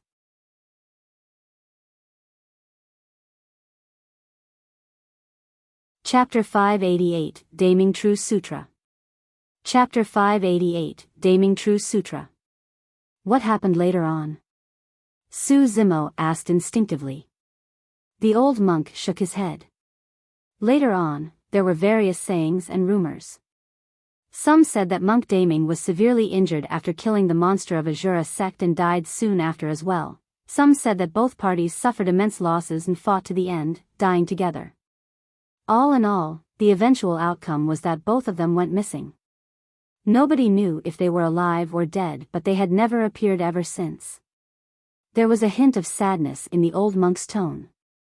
After receiving the Buddha bead from Su Zimo, he rubbed it gently between his fingers. A moment later, the old monk exclaimed softly, as though he discovered something. What's wrong? Su Zimo asked hurriedly. Nothing much. The old monk shook his head. Actually, this was a connate dermic weapon from Daming Monastery in the past, known as the Mingwang prayer beads, and comprises of a set of 6 Buddha beads. The Mingwang prayer beads are made from immortal wood from Tianhuang mainland and refined using the inner trunk of the soul-nourishing tree. There are 6 dermic seals of Daming Monastery etched on it. The Buddha bead that you've obtained is one of them. The Mingwang prayer beads were originally carried by Mingwang prayer beads. However, that battle back then was way too intense that the Mingwang prayer beads broke apart and all 6 of its Buddha beads were scattered everywhere. At that point, the old monk extended his wrinkled finger and poked gently on his glabella. His glabella shone with a spot of light. Immediately after, the old monk's glabella opened up and 3 Buddha beads the size of longans shot out. They were identical to the one Su Zimo had. However, upon closer inspection, it could be seen that the patterns etched on each Buddha bead were different. The old monk said, after that battle, the monks of Daming Monastery searched for a long time and only managed to retrieve 3 Buddha beads. Including the one you have, there are still 2 more that are lost in the world. Daming Monastery has a supreme dermic technique known as the Daming True Sutra that is used to uphold the sect. The True Sutra has 2 volumes. The first volume, the Daming Mantra, also known as the 6-worded Daming Mantra, is a sound dermic technique. When he heard that, Su Zimo could not help but recall the 6 strange-sounding syllables that Mingzhen chanted outside the old temple earlier on. Those 6 syllables contained a mysterious might that was unfathomable. The old monk's voice sounded again. The second volume is the Daming dermic seal, and there are 6 types, all of which are imprinted on the Mingwang prayer beads. The fiend suppression seal that you've learned is one of them. The dermic seals in the 3 Buddha beads in my hands are the demon subduing seal, immortal trap seal and immovable foundation seal. Su Zimo nodded silently. Since the fiend suppression seal was already so strong, needless to think, the power of the demon subduing seal, immovable foundation seal and immortal trap seal would definitely not be inferior. The old monk could not help but laugh when he read Su Zimo's mind. Actually, these 4 are the weakest among the 6 seals. Ah! Su Zimo was stunned. These were the weakest ones? The old monk nodded. There's no need to discuss the immovable foundation seal, it's a defensive dermic seal. From the names of the fiend suppression, demon subduing and immortal trap seals, you can already tell that they are not lethal. The word suppress, subdue, and trap did not have any intention to kill. Right from their creation, those 3 dermic seals contained the compassion of the Buddhist sections. The old monk said, of the 6 dermic seals, the ones with the strongest might and can even be called killing dermic seals are the last 2 that are lost, the Great Vajra seal and Great Mount Meru seal. The moment the names of those 2 dermic seals were mentioned, there was a shuddering pressure. There are 6 syllables to the Daming mantra and they correspond to the 6 dermic seals. By using the Daming mantra while cultivating, you can gain a deeper comprehension of the seals and unleash their greatest potentials. The method to cultivating the Daming mantra is in the Sutra chamber. You can take a look at it. Su Zimo suddenly saw the light. So, he had yet to unleash the true might of the fiend suppression seal. If he were to release it along with the Daming mantra, it would have an even more terrifying might. The 2 of them conversed side by side and unknowingly, the skies outside had already turned dark. In between, the sound of chains rattling echoed from the backyard as well. It went silent after it was ignored. Right from the beginning, the old monk did not explain about it, as though he was already used to it. The skies gradually turned darker. Su Zimo's robes shifted slightly and the little fox who had been asleep for the entire day rubbed her drowsy eyes before popping her head out. Her gaze was still a little dazed, not fully awake yet. Placing her tiny paws against Su Zimo's chest, she stared at the old monk before her squarely, blinking in a charming manner. The old monk smiled. The little fox gradually returned to her senses and hurriedly lowered her head, feeling embarrassed. Looking at Su Zimo deeply, the old monk said, "That little fox, take good care of her. Don't let her suffer. That's for sure."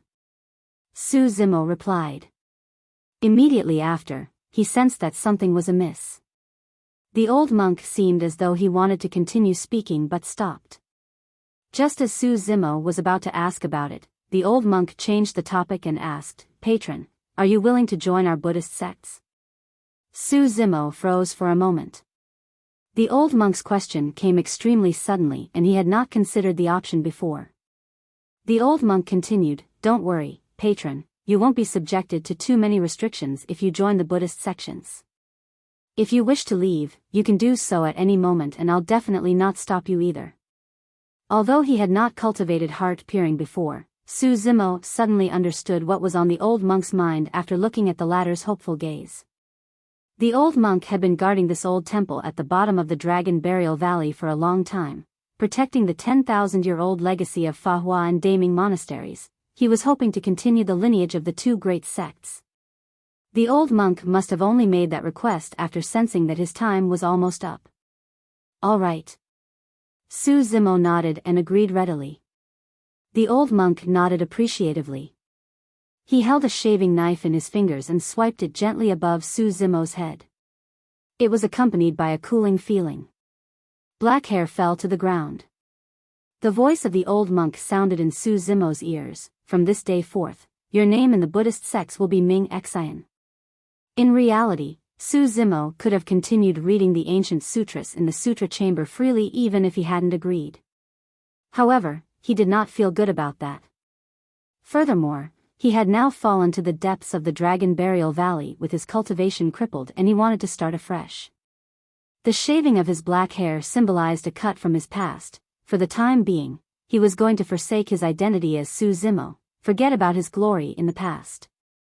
From this day forth, he was going to cultivate at the bottom of the Dragon Burial Valley wholeheartedly until he could rise once more. The old monk retrieved an almost transparent thread from his storage bag and threaded the 4 Buddha beads in his hands together into a set of prayer beads. Although 2 Buddha beads are missing from these Mingwang prayer beads, they are still of use and can help you avoid detection from the essence spirits of nascent souls and void reversions. Take it as a welcome gift of your acceptance of me as your master. Su Zimo placed his palms together and bowed deeply. This gift was way too precious. Although there were 2 Buddha beads missing, it was still a connate dharmic weapon of the past. Notwithstanding the power of the Mingwang prayer beads alone, even the 4 dharmic seals were more than enough to drive countless cultivators crazy for them. Furthermore, the fact that it was able to block away essence spirits meant that the secrets within Su Zimo's body would not be discovered. The previous situation of his true self being exposed by the demon-revealing mirror would never happen again. For Su Zimo, this was an irreplaceable gift.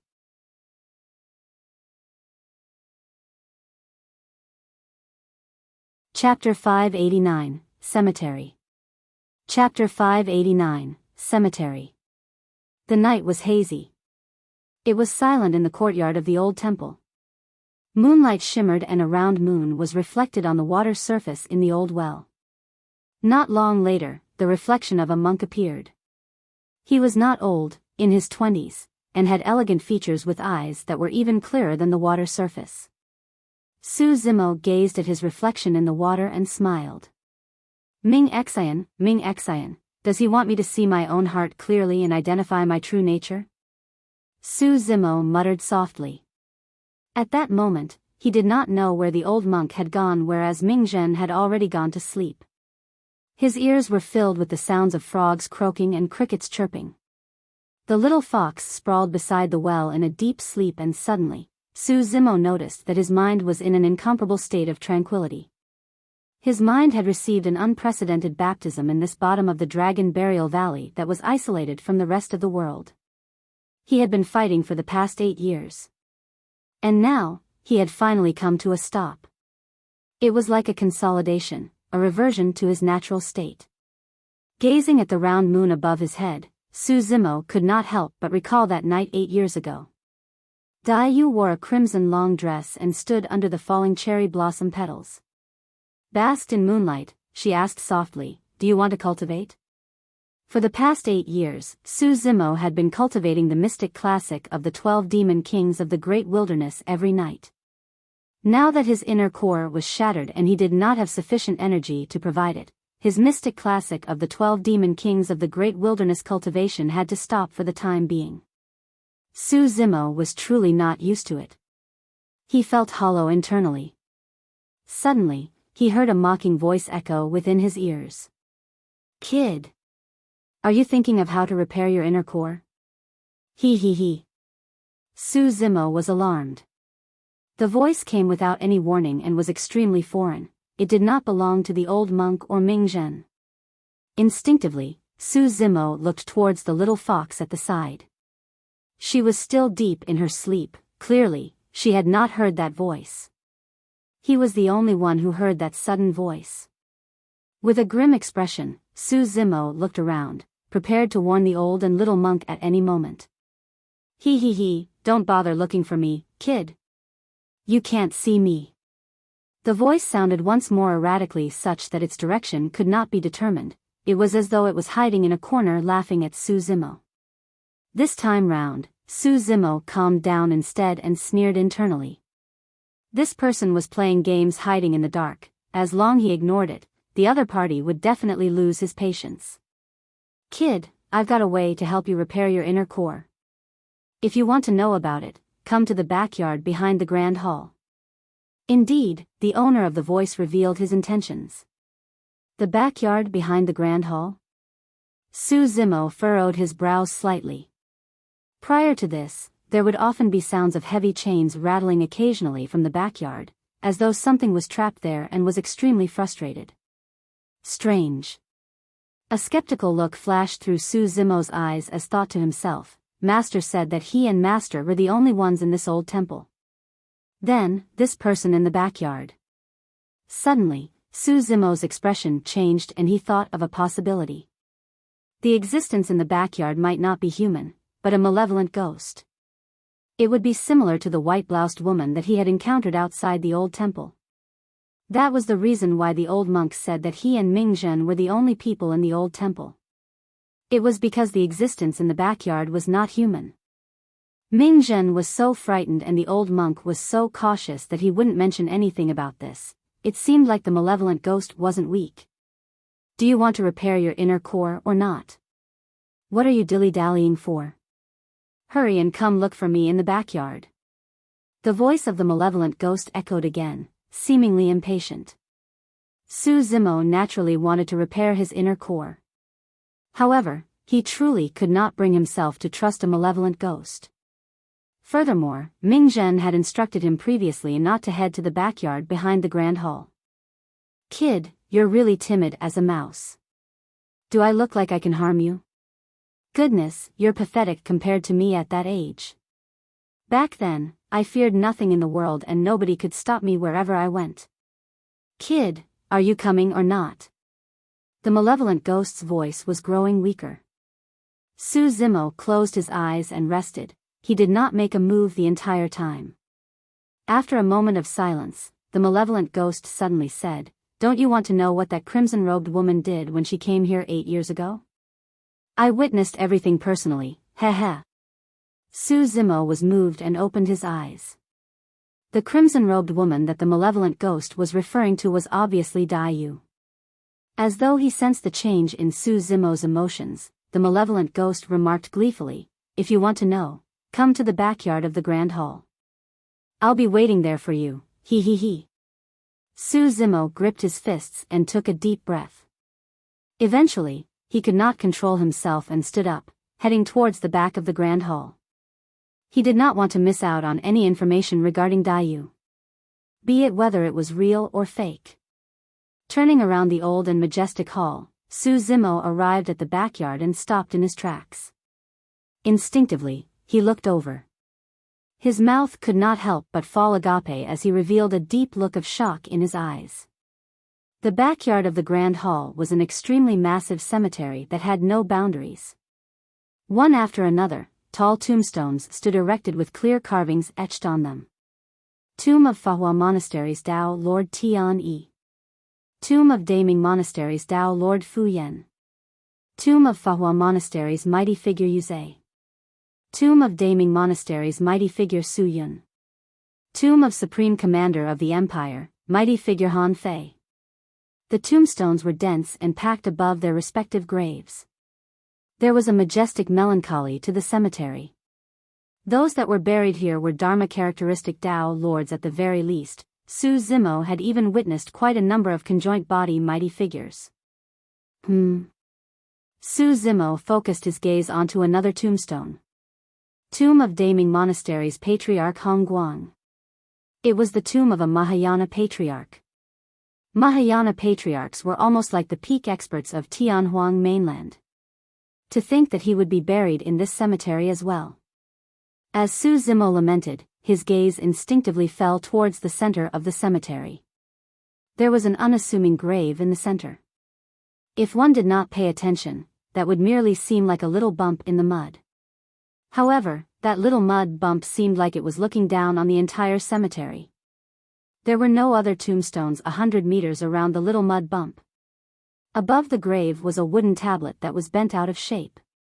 There were only 2 words written on that wooden tablet. Dharma Emperor.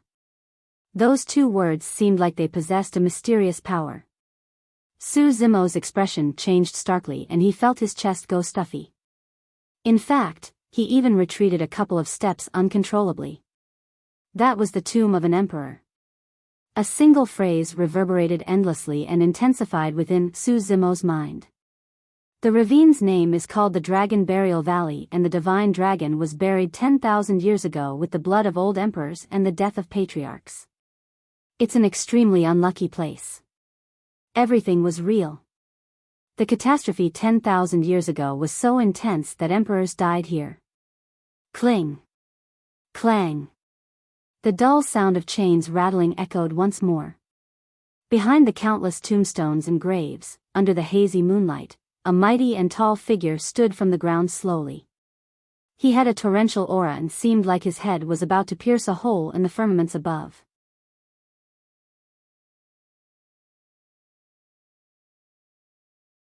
Chapter 590, Red-Headed Ghost. Chapter 590, Red-Headed Ghost. It was a burly man with disheveled hair and clothes. His hair was red, akin to blazing flames, and his features were coarse. He stared at Su Zimo with a bright gaze before smirking into a sinister smile. The burly man's arms, legs, body and neck were bound by coils of rusty, thick metal chains. When the burly man stood up, the chains rattled endlessly. The scariest thing was that 2 of those chains pierced right through the burly man's collarbones. The moonlight was frighteningly pale. The ground was laid with graves and tombstones all around. The fact that there was a burly man with such a malevolent chi standing in this cemetery further proved Su Zimo's initial guess. This was an extremely frightening malevolent ghost. The burly man sized up Su Zimo a couple of times with his gaze, and the glint in his eyes intensified, as though he had discovered something interesting. Finally, the burly man even walked forward while sniffing with a pleased expression before bursting into laughter eventually. Gaga gaga. The laughter reverberated through the cemetery in an unsettling and shuddering manner. Su Zimo could clearly see that the chains on the burly man were all nailed to the depths of the ground, trapping him in the center of the cemetery. As long as the burly man moved, the chains on his body would tighten. Su Zimo was relieved. Although that malevolent ghost was scary, as long as it could not get close to him, it could not do anything. "Kid, you're honestly timid. What are you hiding so far away for?" The burly man grinned. "Don't worry and come over. I'm not going to eat you up." Su Zimo scoffed coldly. He had roamed the cultivation world for 8 years and had some experience in the world. The burly man's clumsy provocations were truly way too obvious. Su Zimo would truly be left with no choice if he walked over. "Red-headed ghost, you can say what you want from over there. I can hear you." Su Zimo had a calm tone and a normal expression. "Red-headed ghost?" The burly man widened his eyes and his pitch changed. Instantly, he looked murderous. "Kid, you're calling me a red-headed ghost?" The burly man glared sternly. Su Zimo pouted fearlessly and sneered, "Stop acting tough over there. You can't even move. Who are you trying to scare?" He. The burly man ground his teeth and snickered evilly. Su Zimo asked, "Red-headed ghost, I don't have the time to waste with you here. What do you know about that crimson-robed woman from 8 years ago?" At the mention of the crimson-robed woman, the burly man's expression changed slightly and a hint of fear flashed through the depths of his eyes. Immediately after, he revealed a gloating expression. "Gaga gaga." The burly man smirked and laughed. That woman was incredible back then. A single meet-up with her destroyed the silent and immovable meditations that I had painstakingly cultivated. Ha ha ha. I'm laughing to death. For the past year, Su Zimo had been reading sutras in the Sutra chamber and had some understanding towards silent and immovable meditations. In the Buddhist sects, some monks would cultivate various meditation techniques that were equivalent to secret skills to raise their cultivation realms. The more stringent the requirement of the meditation technique, the greater the advancement in their powers. For example, the silent meditation technique of the Buddhist sects was also known as keeping quiet or forbidden from talking. Simply put, one must not speak. The Buddhists deem that the reincarnation cycles of the masses are due to the karma accumulated by their bodies, mouths, and intents. The silent meditation technique was meant for them to reduce their karma's gain from speaking and improve their cultivation from that point on. The immovable meditation technique did not refer to their physical movements, but their intents. They must not have wild thoughts so as to reduce their intent karmas. Both of those meditation techniques were extremely difficult to cultivate. Su Zimo had not expected this old monk of the old temple would choose to cultivate both meditation techniques at the same time. Less than that, he did not expect Dai Yu to break both meditation techniques of the old monk directly. The burly man continued, when that woman arrived here back then, she barged into the majestic grand hall without a single word and took the sacred Saraka flower of the Buddhist sects that was placed on display above before turning to leave. That old monk naturally refused to allow her to do so and tried to stop her. But in the end, he was sent flying with a single slap from the woman. Haha. At that point, the burly man seemed to recall the events of that day and could not help but roar in laughter, causing the chains on his body to rattle endlessly. If not for the shackle of the chains, that burly man could even leap in joy. Su Zimo was sweating just from hearing it. Dai Yu was truly way too savage. The burly man continued, that old man was struck silly by the slap and forgot about his seclusion cultivation for silent meditation. When he saw the woman about to leave, he crawled up from the ground and said, "Female patron, please hold on." Ha ha ha. Su Zimo looked somewhat embarrassed. He wanted to laugh as well. However, he was now part of the Buddhist sects and the old monk was considered as his master. He could not laugh. Therefore, he could only stand on the spot and hold himself back with tightly pursed lips. He clearly had a hard time holding back as his face flushed a shade of tomato red. The burly man was truly unstoppable when he spoke about everything that happened 8 years ago, rambling on continuously. Su Zimo listened quietly at the side.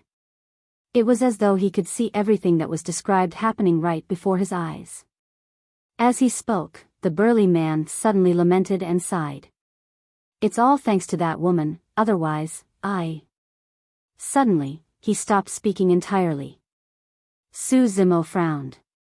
The burly man was clearly hiding something instead of continuing. Just as Su Zimo was going to ask about it, the burly man changed the topic and spoke about how majestic and powerful he was in the past, overwhelming everything in his way. The burly man took a full hour just to talk about his first battle after stepping foot into the outside world. He was so excited that his saliva flew everywhere and what's more, he wasn't even finished.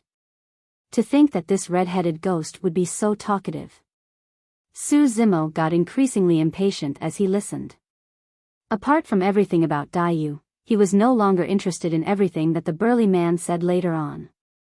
Su Zimo could not help but interrupt, "Red-headed ghost, you mentioned previously that you have a way of helping me to repair my inner core?" "That's right." The burly man nodded before glaring at Su Zimo. "Don't interrupt me. Wait for me to be done talking." "What's the hurry?" "I'm not interested." Su Zimo scoffed coldly before turning to leave. Cling. Clang. Suddenly, the sound of chains rattling echoed behind him. This time round, they sounded somewhat strange. Su Zimo turned around instinctively. That single look almost scared the wits out of him. The place where the burly man was initially chained at was now empty.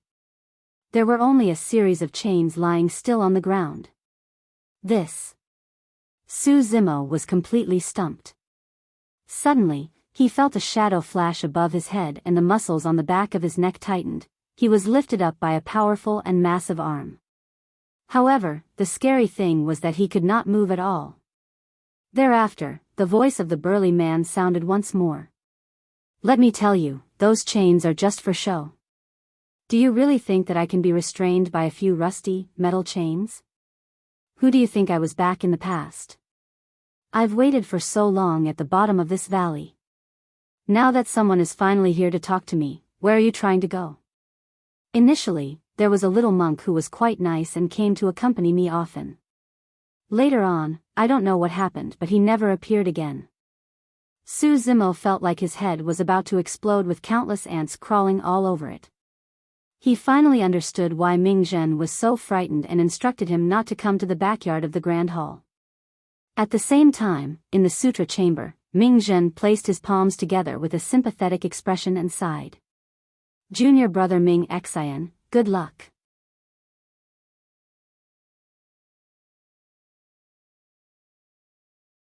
Chapter 591, A Bowl of Water. Chapter 591, A Bowl of Water. Lifted by the burly man, Su Zimo was like a weak duckling and was completely helpless. Although his cultivation was crippled, the power of his physique and bloodline was still present.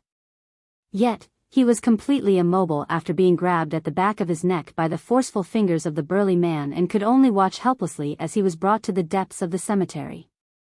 How could this be? Those chains could not lock down this red-headed ghost at all? Since the chains can't hold him down, why is he still residing in this cemetery foolishly? Does Master know about this? What's his relationship with this red-headed ghost? Instantly, questions flooded Su Zimo's mind and he was in a state of chaos. Coupled with the incessant ramblings of the red-headed ghost about useless stuff, Su Zimo truly felt like his brains were going to explode. Bang! Su Zimo was tossed to the ground. Just as he was about to rise, the sound of chains ratting echoed and he found himself restrained by a thick chain. Boom! He circulated the power of his bloodline and struggled with all his might. Nothing happened. Although the chain looked rusted, it was extremely resolute and impossible to break free from. His power of bloodline was like a rock sinking into the ocean, it had no effect on the chain at all. Su Zimo's eyes flashed with a cold glint and his body crackled. His bones and tendons sounded together and his entire body shrank. Tendons transformation. Since he could not win with brute force head-on, Su Zimo changed his mentality and intended to escape by shrinking his body. God knows what the burly man wanted to do capturing him here. Even if the burly man had no evil intentions, Su Zimo wouldn't be able to endure his incessant ramblings. The moment Su Zimo's body shrank, the chains binding him shrank unexpectedly as well, locking his body firmly without any chance of escape. Gaga gaga. The burly man sat on the ground with a mocking expression and sneered, "Although that lousy thing can't hold me in, you are nothing to it. You should save your energy." Su Zimo tried again and when he discovered that he truly couldn't break free, he gave up and frowned at the burly man. Now that they were so close, Su Zimo realized that the burly man did not have much flesh and was almost all skin and bones by now.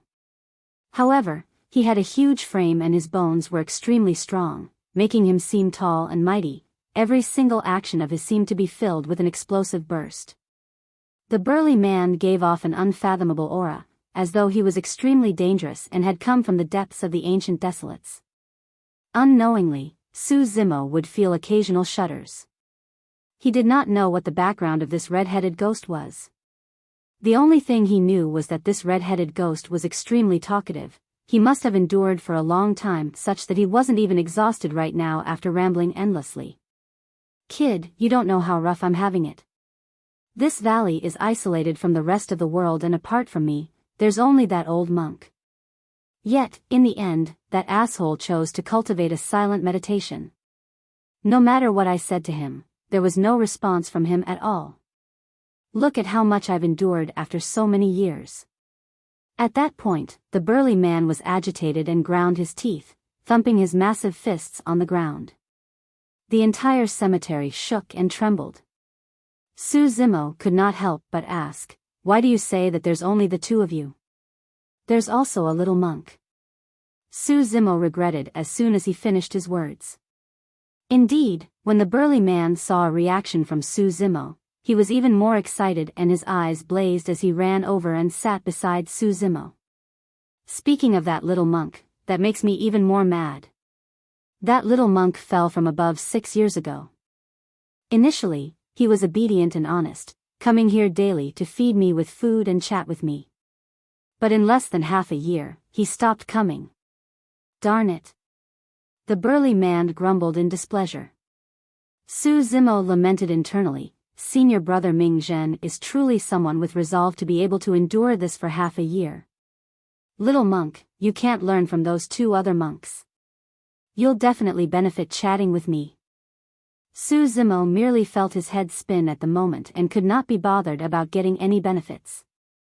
If not for the restriction of the chains, he would have fled long ago and never stepped foot into the backyard ever again. A horizontal line gradually appeared on the east. Just like that, the entire night passed by with the incessant ramblings of the burly man. The burly man lamented reluctantly, time really passes extremely fast. I've only just started talking for a little. Turning around, he looked at Su Zimo and was momentarily startled as he asked in shock. Little monk. Why do you have such dark eye circles? Why are your eyes bloodshot? You don't look good. Your complexion is a tad greenish. Are you poisoned by the corpses? Man, your muscles are twitching. Are you having a cramp? Su Zimo was agitated and rolled his eyes, almost fainting. Piak. The burly man slapped his own forehead in realization. I've got it.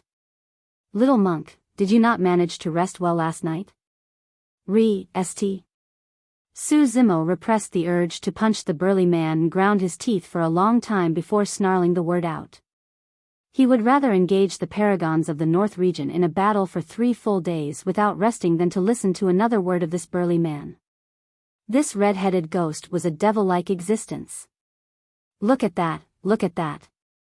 Little monk, why are you so worked up with those widened eyes? What's keeping you troubled?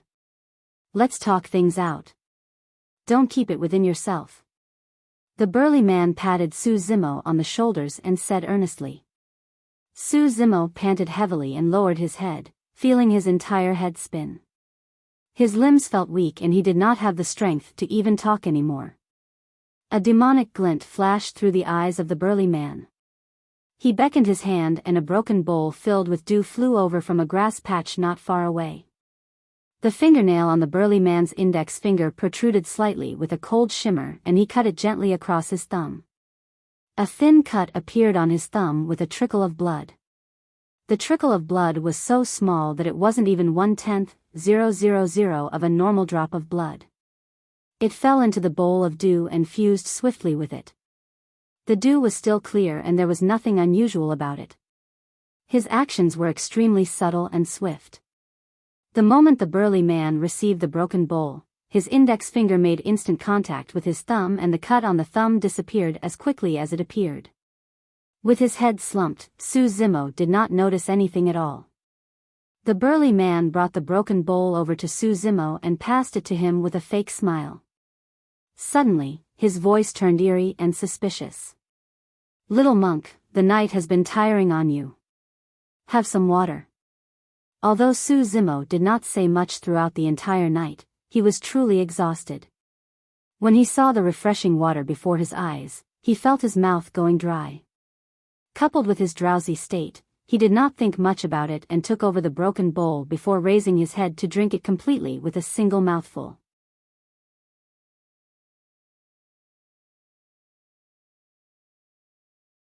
Chapter 592, Rebirth. Chapter 592, Rebirth. The moment the cool water reached his stomach, Su Zimo felt much more refreshed. Cling. Clang. The rattling of the chains sounded. Suddenly, Su Zimo felt his body turn light. The thick chains that restrained him initially were taken away by the burly man. What's the red-headed ghost trying to do? He's going to let me off this easily? Su Zimo frowned and looked at the burly man skeptically. The burly man squatted on the ground and played with the rusty chains in his hands, grinning at Su Zimo with a demonic glint in his eyes. Suddenly, Su Zimo's expression changed as he felt his stomach rumble. Instantly, an extremely tremendous and rich life force surged through his entire body rapidly. Poof! Poof! Poof! Su Zimo's skin split apart and tore through his entire body like a spiderweb in a frightening manner. There was way too much life force essence. Every single inch of Su Zimo's flesh was being torn apart. In the blink of an eye, he was filled with blood and a misty, scarlet fog surrounded him. His bloodline surged and emanated a rich demonic chi. Ah! Su Zimo roared into the skies with bloodshot eyes as green veins popped up on his neck, slithering like serpents.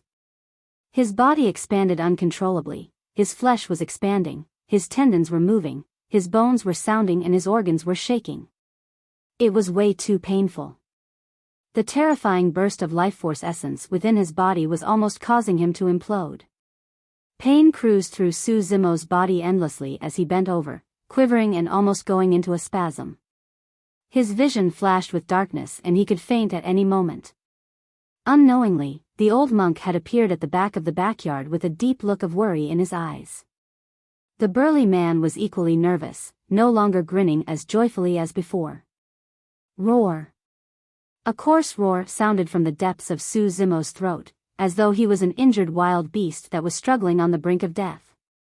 The amount of life force essence was truly way too massive and frightening. It had practically turned into a destructive cyclone within Su Zimo's body, pushing through everything with an overwhelming force. Su Zimo's consciousness gradually faded. He could no longer feel everything around him. He could only pant heavily and struggle to hold on with the remaining bit of grit he had left. A shadow flashed. The old monk arrived beside Su Zimo and glared at the burly man with a hint of anger in his eyes. Thereafter, he turned to look at Su Zimo intently. He chanted a Buddhist proclamation repeatedly. Even though he looked composed, the speed he was counting his prayer beads increased as time passed by. It was clear that he was tense internally. The burly man grabbed his hair and a thin layer of sweat could be seen on his forehead. A while later, when Su Zimo could not hold on any longer, he fell to the ground with a thud, covered in mud and fainted. Piak! The old monk's expression changed and with the shift in his emotions, the prayer beads in his hands shattered. The burly man was horrified and walked forward, slapping Su Zimo on the cheeks while shouting, "Wake up, little monk. Don't scare me." Su Zimo had no reaction at all. His eyes were tightly shut and his pulse turned increasingly weak. The burly man yelled a few more times with an anxious expression. There was still no response from Su Zimo and his breathing was extremely faint. A while later, Su Zimo's heart stopped beating entirely and no breath came from under his nose. His blood flowed slowly until it became completely still. Su Zimo's body slowly turned cold, lying motionlessly in the mud. "It's over, it's over." The burly man sat down with a frightfully pale expression, completely stunned. He had such a great potential to inherit my abilities perfectly. Just like that, the burly man's expression stagnated as he murmured to himself. Frowning, the old monk had an extremely terrible expression as he glared at the burly man and asked, "How much of your blood did you feed him?" "Just a trickle. It's less than 1/10,000 of a drop of blood," the burly man replied softly and did not dare to make contact with the old monk's gaze. The old monk had practiced Buddhism for a long period of time and had seen through worldly affairs a long time ago. Nothing much could trigger a reaction from him. However, when he heard that, he was truly enraged and questioned in a huff, "Have you gone mad? The amount of energy in that trickle of blood is enough to kill any nascent soul 10 times over. You fed that to him entirely?" The burly man pouted his mouth despondently. "That little monk called me a red-headed ghost, so I wanted to let him suffer a little." "Who would have thought? You!" The old monk was so angry that he was speechless. I merely wanted to help his inner core recover faster." The burly man was even stuttering out of guilt. When the old monk saw the regretful expression on the burly man's face, he could not bring himself to reproach the latter any further. There was already no way of turning back now that things had come to this. Heis. The old monk sighed deeply and lamented, "This tribulation should be part of this lad's life. To think that fate would still catch up to him even after he came here. I caused this to him." The burly man slumped his head with a dejected expression. After a moment of silence, the old monk said softly, "Let's bury him here. Everyone who is buried in this cemetery were peerless experts 10,000 years ago. It will be befitting of him." Even though he said that, the old monk knew that a dead person was like a flame that was extinguished. Extreme Foundation establishment, strongest monster incarnate in history, all of those meant nothing and would eventually be forgotten in the future with the passing of his life, drowned in the sands of time. The old monk sighed internally and waved his sleeves, coiling up Su Zimo's body to walk deep into the cemetery. All of a sudden, his expression changed and he exclaimed softly, "He's not dead?" The old monk placed Su Zimo down once again and his glabella flashed, spreading his spirit consciousness through the latter's body. Su Zimo's condition was extremely unique. His heart had already stopped beating, but his inner core that was initially cracked was now swiveling slowly. However, it swiveled so slowly that the old monk and burly man did not notice it at the start given their heightened emotions. The burly man closed in and noticed the abnormality within Su Zimo's body as well. What a terrifying cultivation technique! The burly man gasped and was secretly alarmed. Even though his life is gone, this cultivation technique is still moving on its own. It's trying to pull the kid back from Hell's Gate. The old monk had a grim expression. Although this kid has no heartbeat and isn't breathing right now, he's only in a state of pseudo-death. There's still hope for him. There was a long silence. Dong! All of a sudden, a quivering sound echoed from Su Zimo's chest. Although the sound was feeble, both the old monk and the burly man heard it clearly. It was a heartbeat. He had revived. The both of them were invigorated and their eyes lit up. Slowly, the heartbeat became faster and stronger. Swoosh! His blood began to flow again with a faint hint of tsunami tides, bolstering his aura. Swoosh!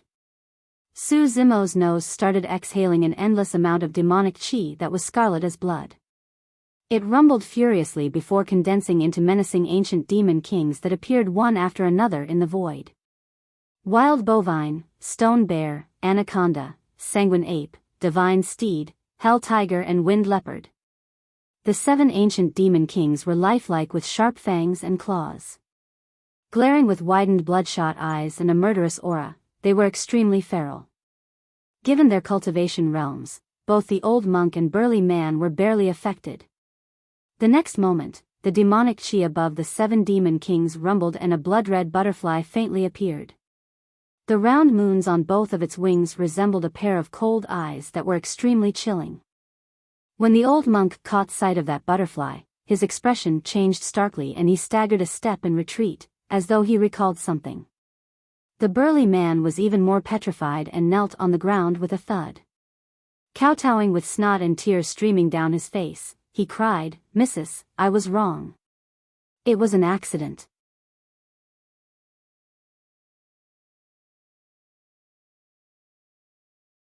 Chapter 593, Who's Crying? Chapter 593, Who's Crying? I didn't mean for this to happen. I did it out of goodwill.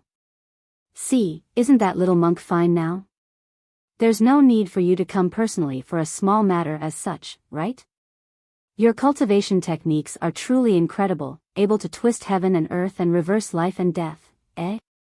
As the burly man cried, he noticed that something was amiss. The blood-colored butterfly in midair did not move at all. There was no life force within it as well. After glaring at the blood-colored butterfly for a while, the burly man realized that it was an illusion conjured from Su Zimo's exhalation and did not possess any killing power at all.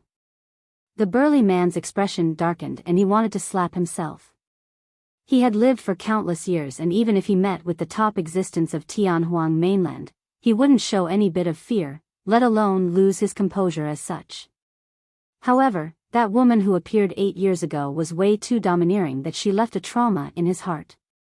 The moment the blood-colored butterfly appeared earlier on, he thought for a moment that the woman had returned. The burly man felt guilty to begin with after nearly causing Su Zimo's death.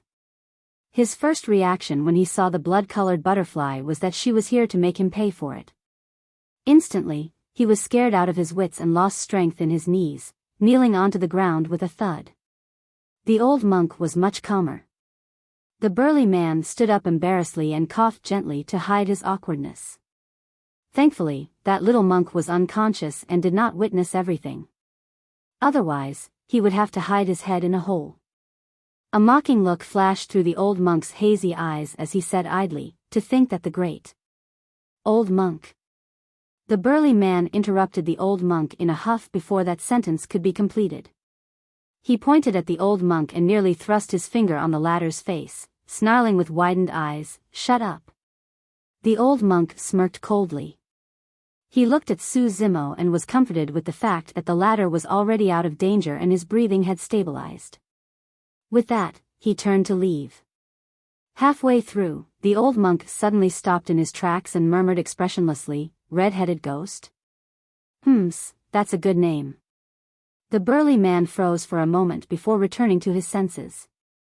By then, the old monk was already gone from the backyard of the grand hall.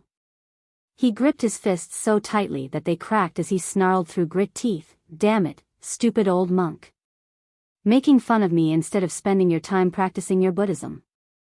A long time later, Su Zimo stirred awake. His eyes were dazed as he struggled to sit up. Rubbing his head, he sat for a long while before slowly remembering what happened before he fainted. The massive face of the red-headed ghost flashed through Su Zimo's mind repeatedly and his ears seemed to buzz. Shuddering, Su Zimo leaped up and sprinted towards the grand hall with all his might, almost without thinking at all. After running for a while, Su Zimo's expression changed and he gradually noticed something unusual. His body seemed to be stronger than before. Some luster had also returned to his inner core and one of the tears was already repaired. Suddenly, Su Zimo recalled that bowl of water he last consumed. The only thing that had a problem was that bowl of water. "Little monk, from today onwards, come over here and drink a bowl of water once every month." Right then, a familiar voice sounded. This was the voice that had tormented Su Zimo and nearly turned him insane. Repressing the urge to run away with all his might, Su Zimo turned around. In the depths of the cemetery, a burly man who was locked up with chains laid down on the floor with his hands behind his head. He did not look at Su Zimo at all and seemed like he was resting with his eyes closed. Su Zimo could not help but ask, "Red-headed ghost, what's in that water?" At the mention of red-headed ghost, the burly man's mouth cramped up and he remarked impatiently, "Just drink if I ask you to drink. What's with all that nonsense?" Although Su Zimo was snubbed, he was not angry. He could vaguely sense that the attitude of the burly man towards him had changed slightly after he woke up. He could not pinpoint the exact reason. Something must have happened while he was unconscious. That bowl of water was far from simple as well. Previously, when Su Zimo consumed the 10,000-year vermilion fruit and his body received that immense boost from the tremendous amount of life force, his inner core did not show any signs of recovery at all. Yet, after drinking that bowl of water, his body turned stronger and one of the tears on his inner core had even recovered. That was not all. Su Zimo could clearly feel that there was still a tremendous amount of life force essence remaining in his body. Even if he cultivated the mystic classic of the 12 demon kings of the great wilderness every single night, that amount of energy could suffice him for an entire month. The amazing regeneration capability and the tremendous amount of life force essence, just what was in the water for it to possess such mysterious power? Su Zimo recounted through the ancient books he had seen before, but he could not compare any universal treasure to that spirit water. However, there was one thing he was clear about. With enough of the spirit water, his inner core should be able to recover to its original state within a few years. If he continued cultivating, he could even attain greater mastery or a perfected inner core. This was a cultivation speed that he wouldn't be able to get outside of the Dragon Burial Valley even if he had sufficient flesh to consume. With the latent danger of his inner core resolved, Su Zimo was delighted. Even if he was oblivious, he could tell at this moment that the burly man was helping him. At that thought, Su Zimo turned towards the burly man and bowed deeply, saying with sincerity, "Thank you very much, red-headed ghost. There are good and bad ghosts as well and it seems like you're definitely one of the kind ones, except that you're way too talkative. Get lost." The burly man hollered. Su Zimo ran away. Gazing at Su Zimo's back view, the burly man revealed a set of sharp pearly whites and ground them till they cracked, saying spitefully with a hateful expression, "You're the ghost. Your whole family are ghosts." By the time Su Zimo arrived at the courtyard in front of the grand hall, it was already noon. Ming Zhen was chanting scriptures in the courtyard. When he saw Su Zimo return completely fine, his eyes widened and he headed over, asking confusedly, "Junior brother Ming Xian, are you all right? Ming Zhen understood the terror of the burly man in the backyard. If he was the one that was tormented for the entire night, he would have been exhausted and dispirited, unlike Su Zimo, who was invigorated and chirpy. I'm fine. Su Zimo patted Ming Zhen on the shoulders with a relaxed expression, saying with a fake smile, I'm going to return there a month later. Do you want to join me? And no. Ming Zhen shook his head left and right like a drum and replied firmly. Su Zimo smiled. Right then, the old monk opened his doors and came forth, saying in a casual manner, a woman arrived at the top of the Dragon Burial Valley this morning and has been crying for 10 minutes. Sigh, in the blink of an eye, a year has already passed. Woman? Crying? Su Zimo froze for a moment. Immediately after, as though he recalled something, he turned and headed out of the old temple. Ming Zhen turned around with a worried expression. Master, lend me your dermic weapon again. I'll go protect Ming Xen.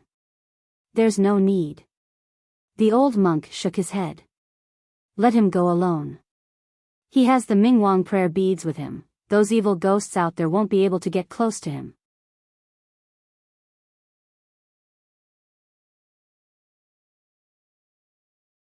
Chapter 594, The Love is Deep but the Affinity Falls Short.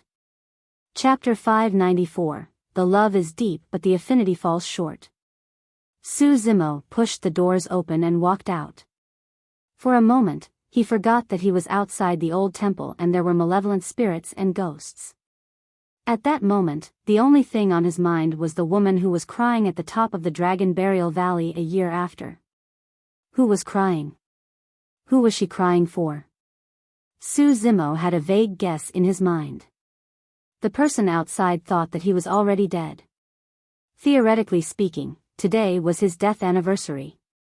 After leaving the old temple, Su Zimo meandered around the borders of the valley and headed forward slowly. Not long after, he heard intermittent sobbing sounds. He walked for a little more before coming to a stop. Even though his inner core had not recovered completely yet, his hearing power was still around. The woman's sobbing was right above him. One of them was at the top of the valley and the other at the bottom. They were thousands of feet apart. Su Zimo raised his head and it was dark above him with nothing to be seen. However, he already knew the identity of the person up there. A tear fell silently from above, through the gap thousands of feet deep, and landed on Su Zimo's face with a semblance of warmth. Su Zimo was silent. A long time later, the sobbing turned softer and came to a stop. Zimo, today is your death anniversary. I'm here to visit you, the woman's voice sounded. For some reason, when he heard that statement, Su Zimo felt as though something pounded his heart and his vision turned blurry with a misty fog. This was the Dragon Burial Valley. How many people would choose to avoid it completely? How many powerful living beings have been buried here for tens of thousands of years? Just a year ago, countless paragons of the North region died here. Notwithstanding the fact that this was an unlucky place, how much danger did one have to risk to pass through the Great Xian ruins and the obstruction of endless otherworldly soldiers just to get here? I'm now the Empress of Great Zhou. In the palace, in front of others, I don't dare to and neither can I cry. This is the only place where I can cry without holding myself back. Zimo, you must not laugh at me. Zimo, don't worry. I've already hid Mr. Su Hong. Unless I die, nobody will be able to find him. It's just that. At that point, the woman paused. It's just that the cultivators of Glass Palace vented their frustrations on the masses of the Yen country and many innocents were killed. Sigh. Thankfully, Pure Maiden's sect of the Fiend's sects arrived and saved many of them. At that point, Su Zimo gripped his fists tightly and his eyes shone with a murderous glint. Although Su Hong was safe, he loved his people as though they were his own children. Upon hearing that the masses of the Yen country were massacred, he must have been tormented immensely internally. That feeling was most likely worse than death for Su Hong. Glass Palace. Su Zimo's gaze darkened with a killing intent that was almost materialized. After starting his cultivation, what he was most afraid of was implicating his family. To think that it was something that couldn't be avoided at the end of the day. Although Su Hong was fine, those innocents that were murdered were actually implicated because of him. It's truly thanks to the arrival of Pure Maiden's sect that diverted the attention of all the sects and factions of the North region. Almost everyone believed that Pure Maiden's sect was the one that saved Mr. Su Hong. Let's not talk about such stuff anymore. The woman's voice seemed to turn much more relaxed. Let's talk about happier stuff now that we haven't met in a year. All in all, Mr.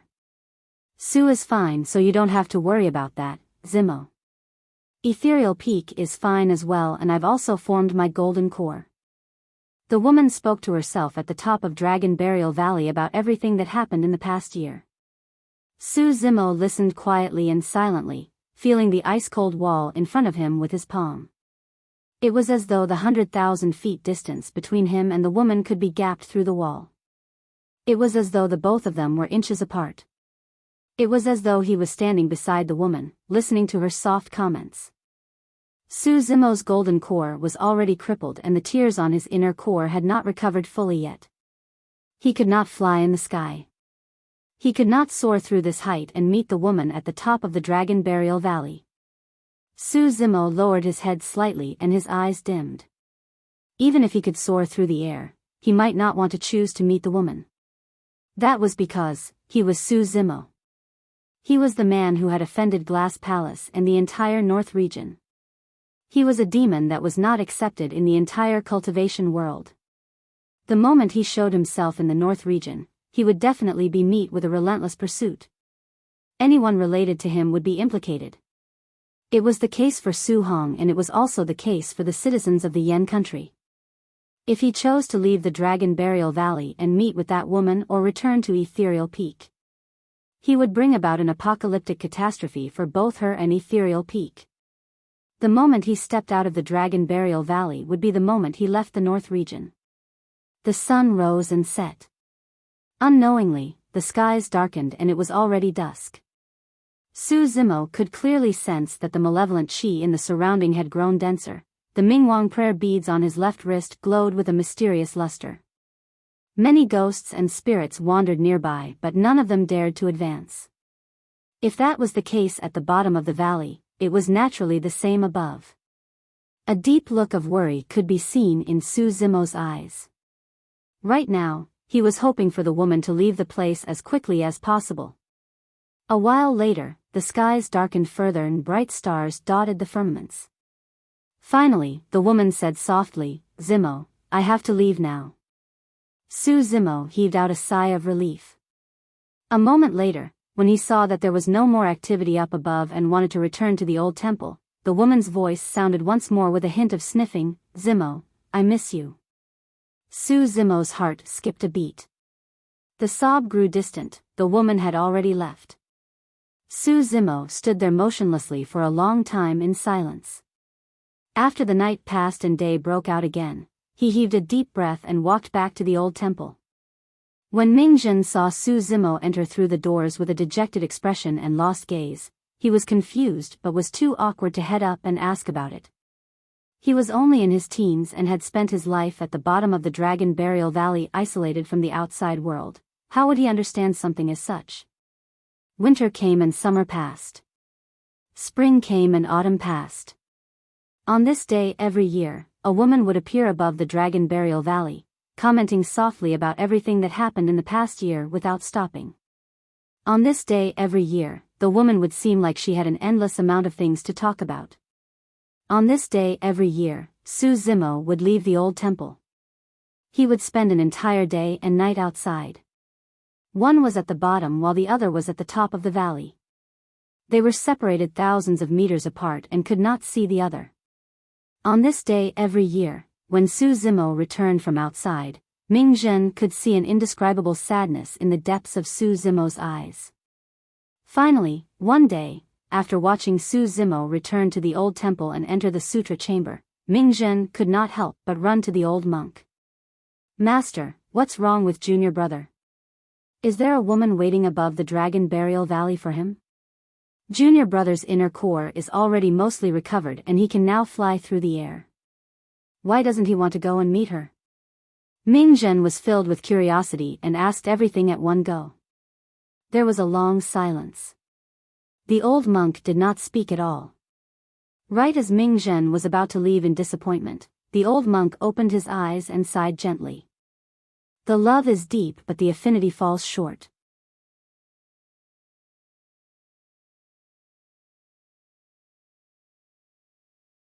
Chapter 595, Danger. Chapter 595, Danger. Time flew. In the blink of an eye, it was already 5 years after the appearance of the vermilion fruit in the Great Qian ruins and the great battle between the paragons. The impact of that battle had not subsided due to time. On the contrary, it grew even more intense. The North region was fueled with war. Endless clashes broke out between vassal states along with invasions. With every year, a few dynasties disappeared. The frequent wars caused countless lives to fall into distress, destitute and homeless with their families broken apart. As for the Great Shang, Great Yu and Great Xia dynasties, they were coveting greedily at the sidelines because the Great Zhou dynasty had no time to spare. Now that Ji Yaoxue had ascended the throne and was a woman, the first in history, the imperial court was in a mess with troublemakers snaking out everywhere. Chaos was starting to break out in the Great Zhou dynasty. It was thankful that the Great Zhou dynasty had been built for 10,000 years and had a solid foundation, allowing it to control the situation for now. However, throughout the capital, any sharp person could tell that if the situation continued to develop with its current trend, the Great Zhou dynasty would meet with a calamity in less than 100 years. A single misstep might cause its 10,000-year-old foundation to be destroyed overnight. If any changes happened, that calamity might even be brought forward and could break out at any moment. The Great Zhou dynasty was in a precarious situation both internally and externally. This was a great trial for the current empress of Great Zhou, Ji Yaoxue.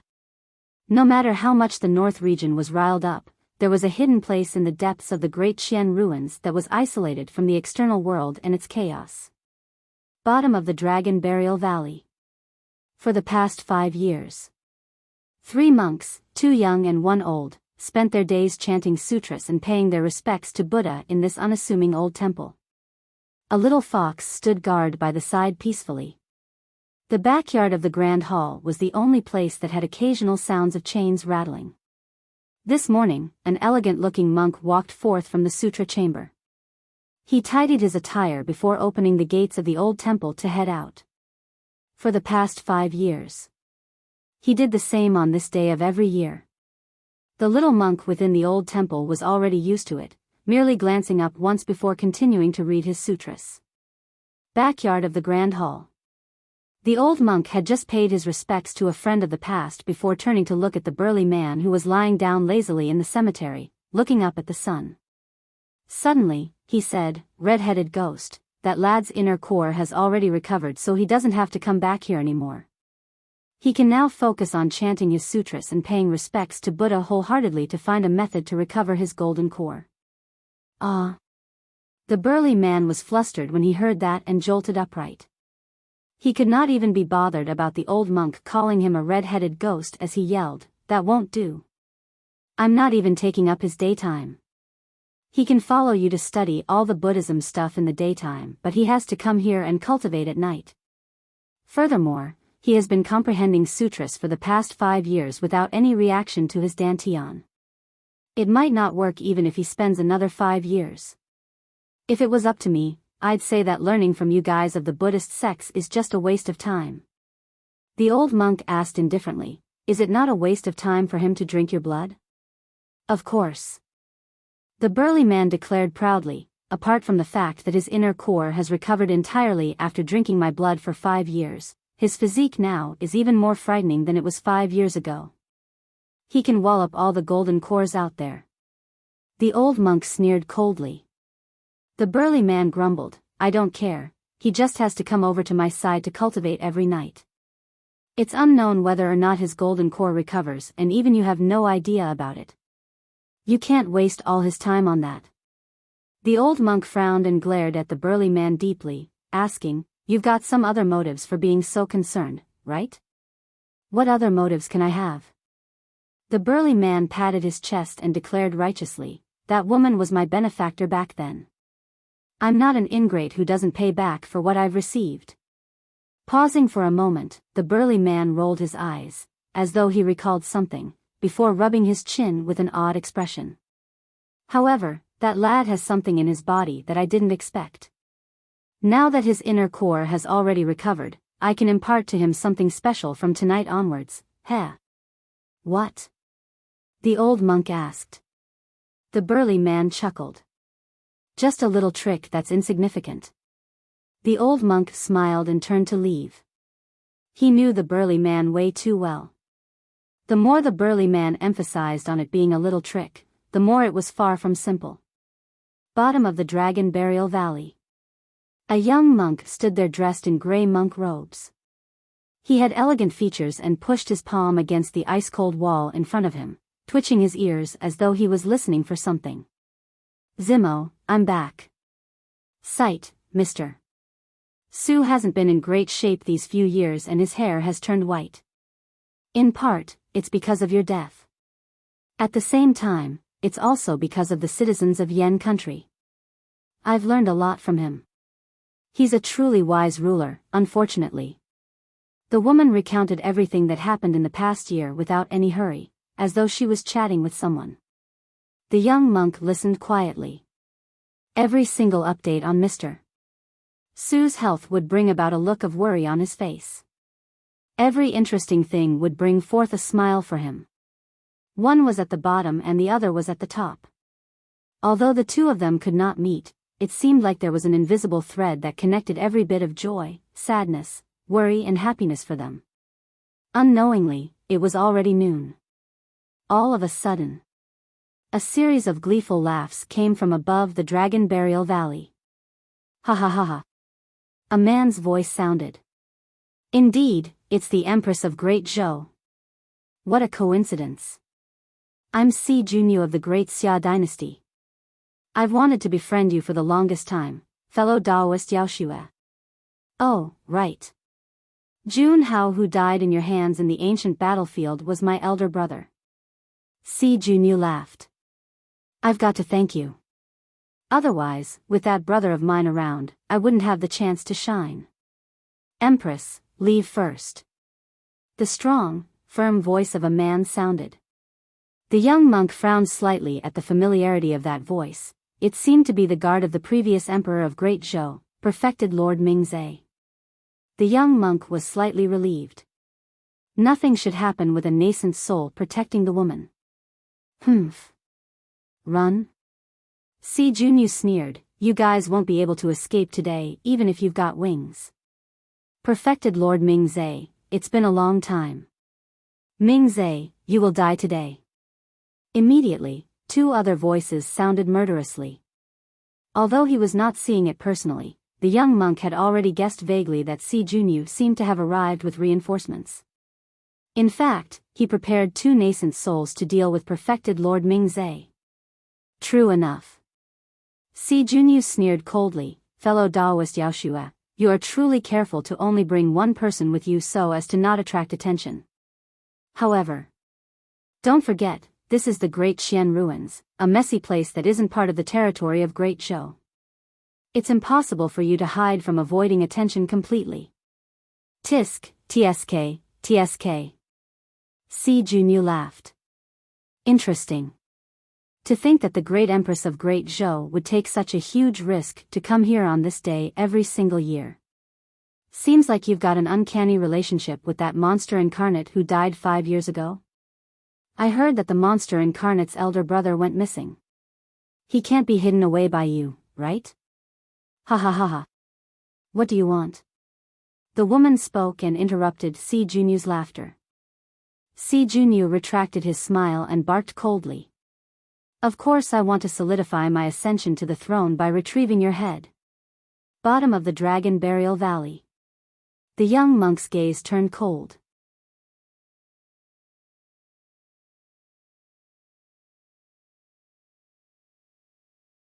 Chapter 596, Change. Chapter 596, Change.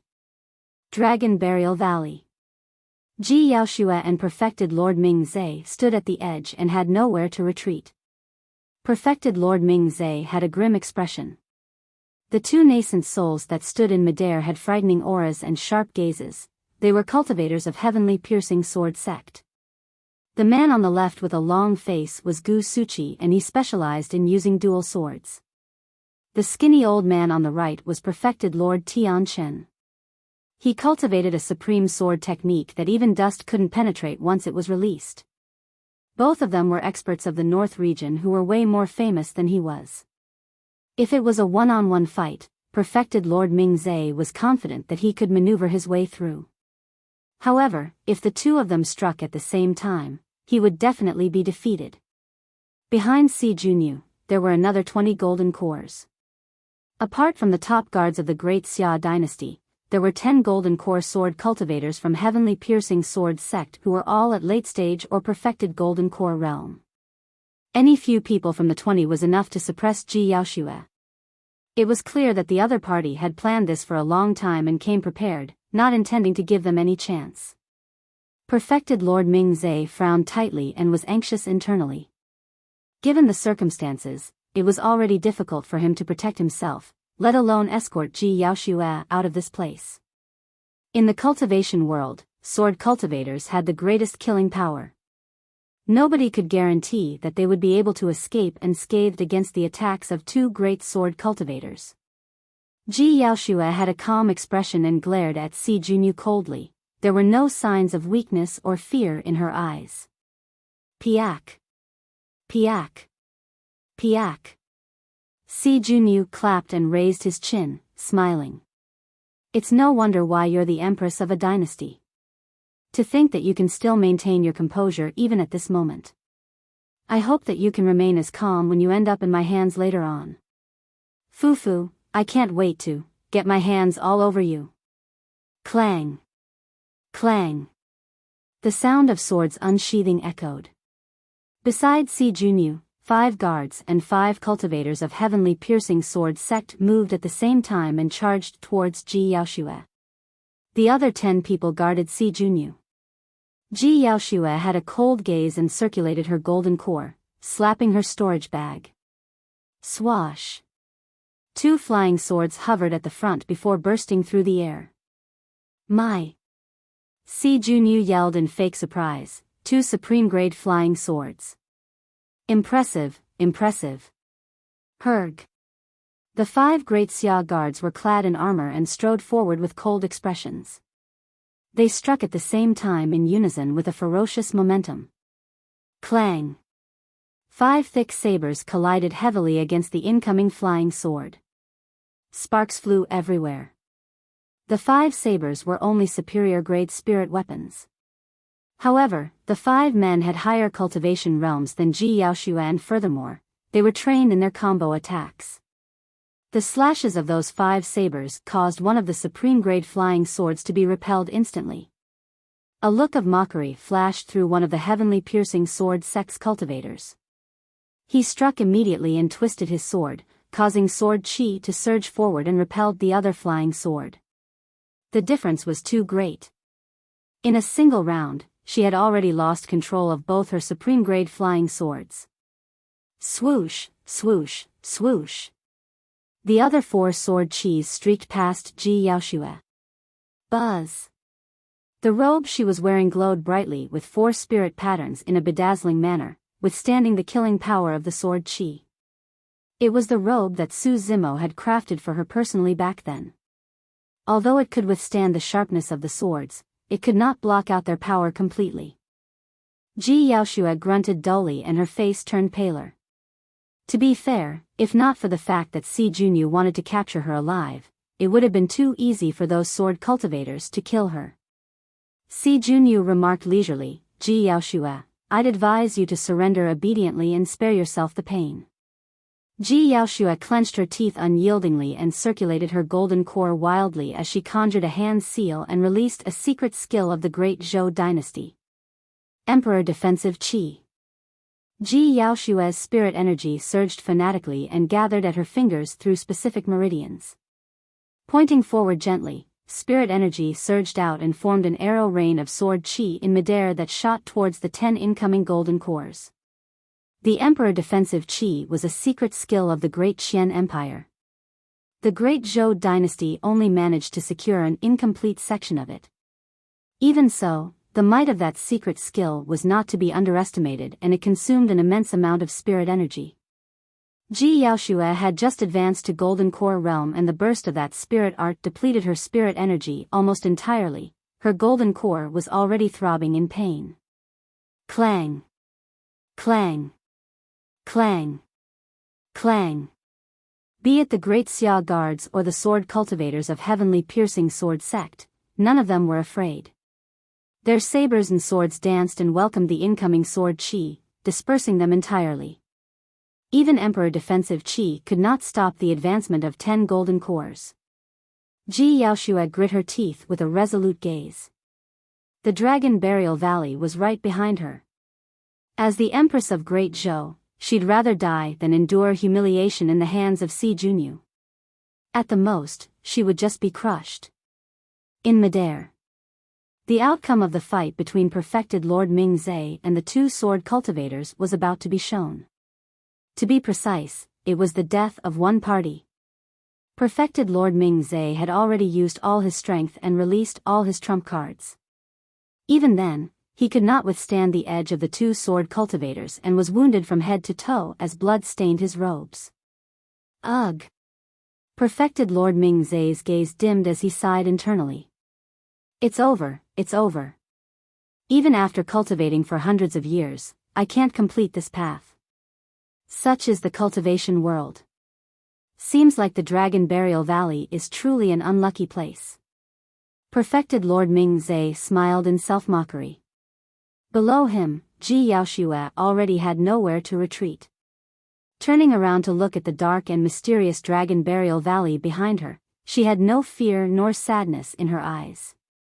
Instead, there was relief and ease. Zimo, did you jump from here 5 years ago? I'm coming to join you now 5 years later. Ji Yaoxue smiled and leaped down into the Dragon Burial Valley. All of a sudden, a white light flashed at an extremely fast speed and coiled around Ji Yaoxue's waist like a python. Ji Yaoxue was about to fall when she was coiled by an extremely nimble spirit rope and yanked up from the cliff directly.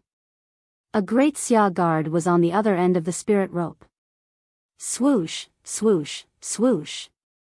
The spirit rope continued coiling and instantly restrained Ji Yaoxue's limbs. She had no way of breaking free. Si Junyu reared his head in wild laughter and remarked gleefully, "Fellow Taoist Yaoxue, I've already expected that move from you and prepared for it.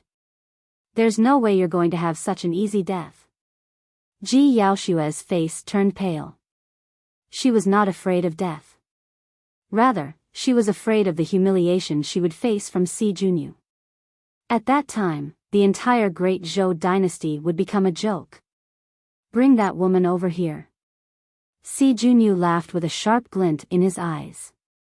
"I want to see how the Empress of Great Zhou is going to perform when she's kneeling in front of me." Ha ha ha. Understood. A guard strode forward and reached out to whisk Ji Yaoxue up. All of a sudden, a change happened. On the other end of the battlefield, a gray figure charged over at an extremely fast speed. He arrived before them instantly with a torrential killing intent. Nobody saw where that man came from. It was as though he appeared from thin air. "You." One of the heavenly piercing sword sect cultivators was alarmed and was about to speak. However, he was knocked flying before he could even lift his sword. Exploding in midair, the person turned into a mist of blood and died on the spot. A sword cultivator was rammed to death just like that.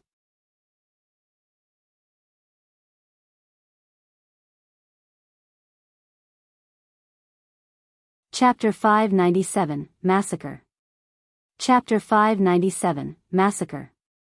The speed of the intruder was way too fast. Everyone merely felt their visions blur before that person charged into the crowd and rammed a sword cultivator to death before arriving before Ji Yaoxue. In fact, nobody could even tell the gender of the intruder, let alone make out his appearance. Who's there? The great Xia guard beside Ji Yaoshue hollered and circulated his golden core. Releasing his spirit energy, he slashed in reverse towards the intruder's head. Bang! The intruder did not avoid or dodge at all. At an extremely fast speed, before the saber even reached his head, he struck first and punched the great Xia guard in the chest. The great Xia guard's body was smashed into pieces. Another golden core was dead. Pust. Everyone was shocked and gasped, retreating a step back instinctively. The intruder killed 2 people in succession and stopped right beside Ji Yaoshue. He lowered his body and reached out to tug at the spirit rope that was binding the ladder. Pang! Pang! Pang! The spirit rope snapped into pieces. By now, the cold and steely great Xia guards could no longer stay calm as well. Although that spirit rope looked unassuming, even perfected golden cores would struggle to break free from it once they were entangled, let alone snap it. What sort of strength was that? Finally, everyone caught a clear view of the intruder's appearance. Monk?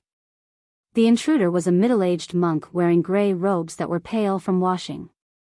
He looked muscular and had steely features.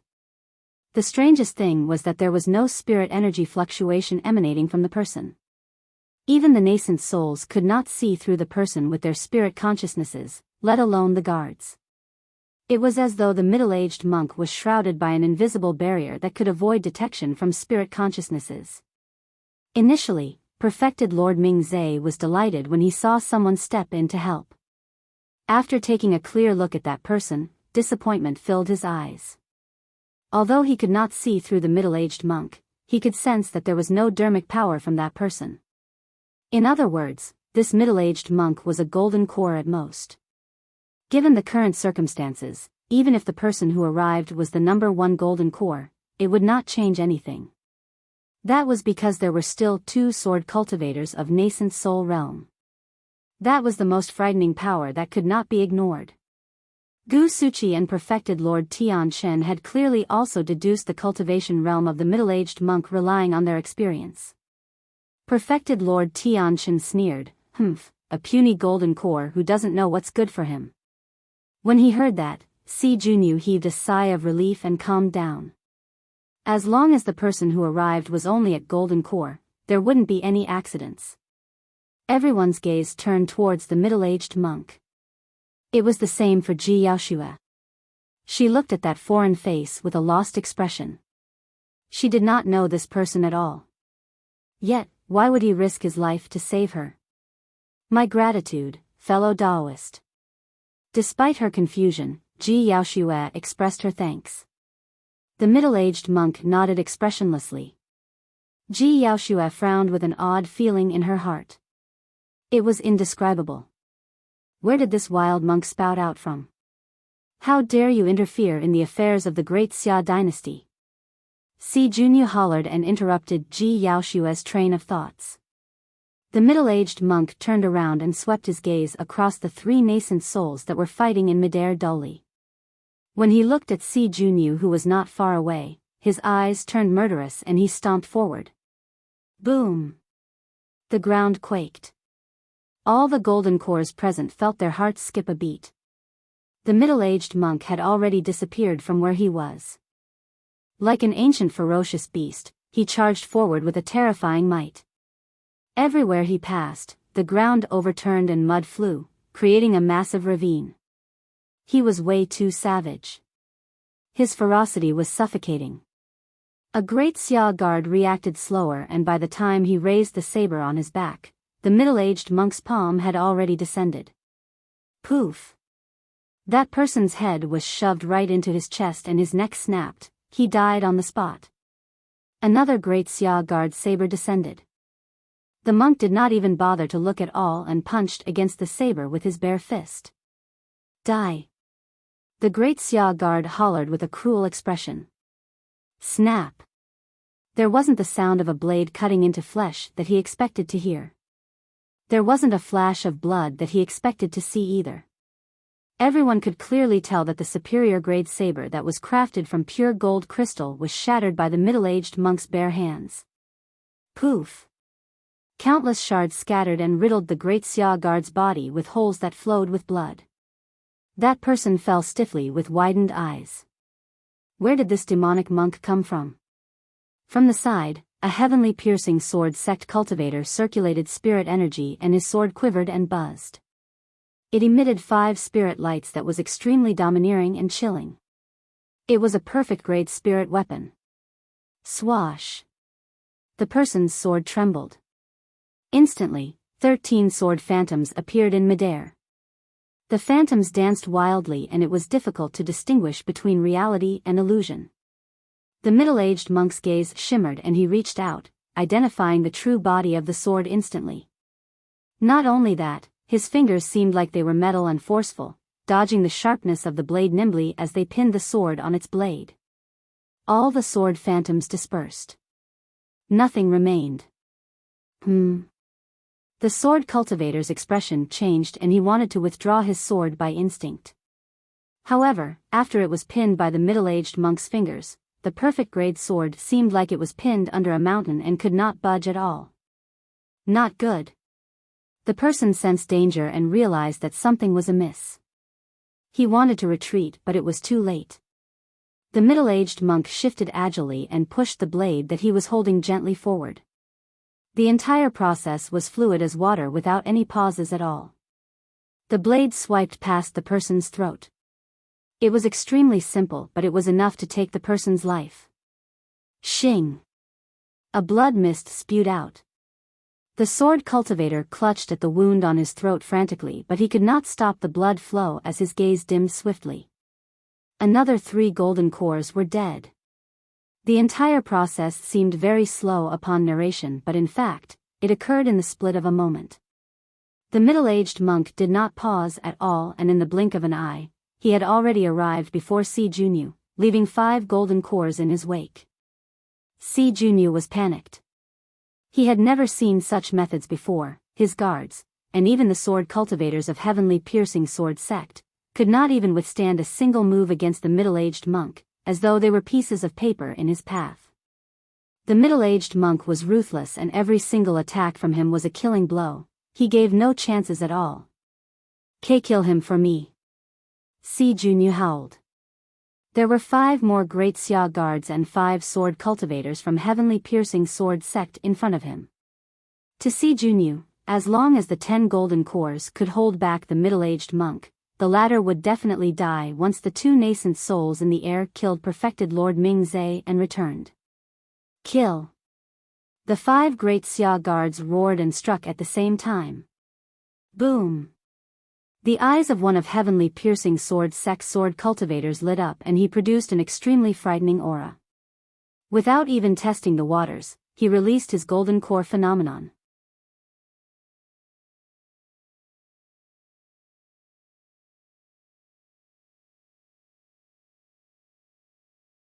Chapter 598, Terrifying Combat Strength.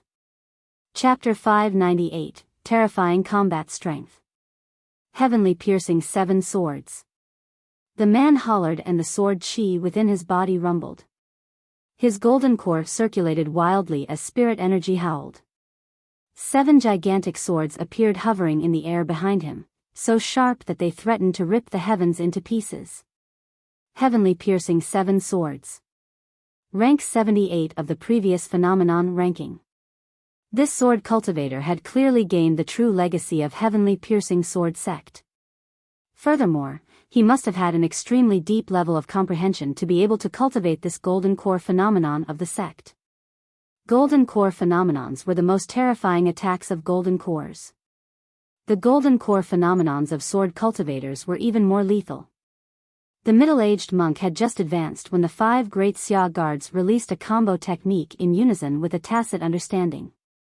Their 5 sabers seemed to fuse together into a sturdy and massive saber that descended from the skies with an apocalyptic aura.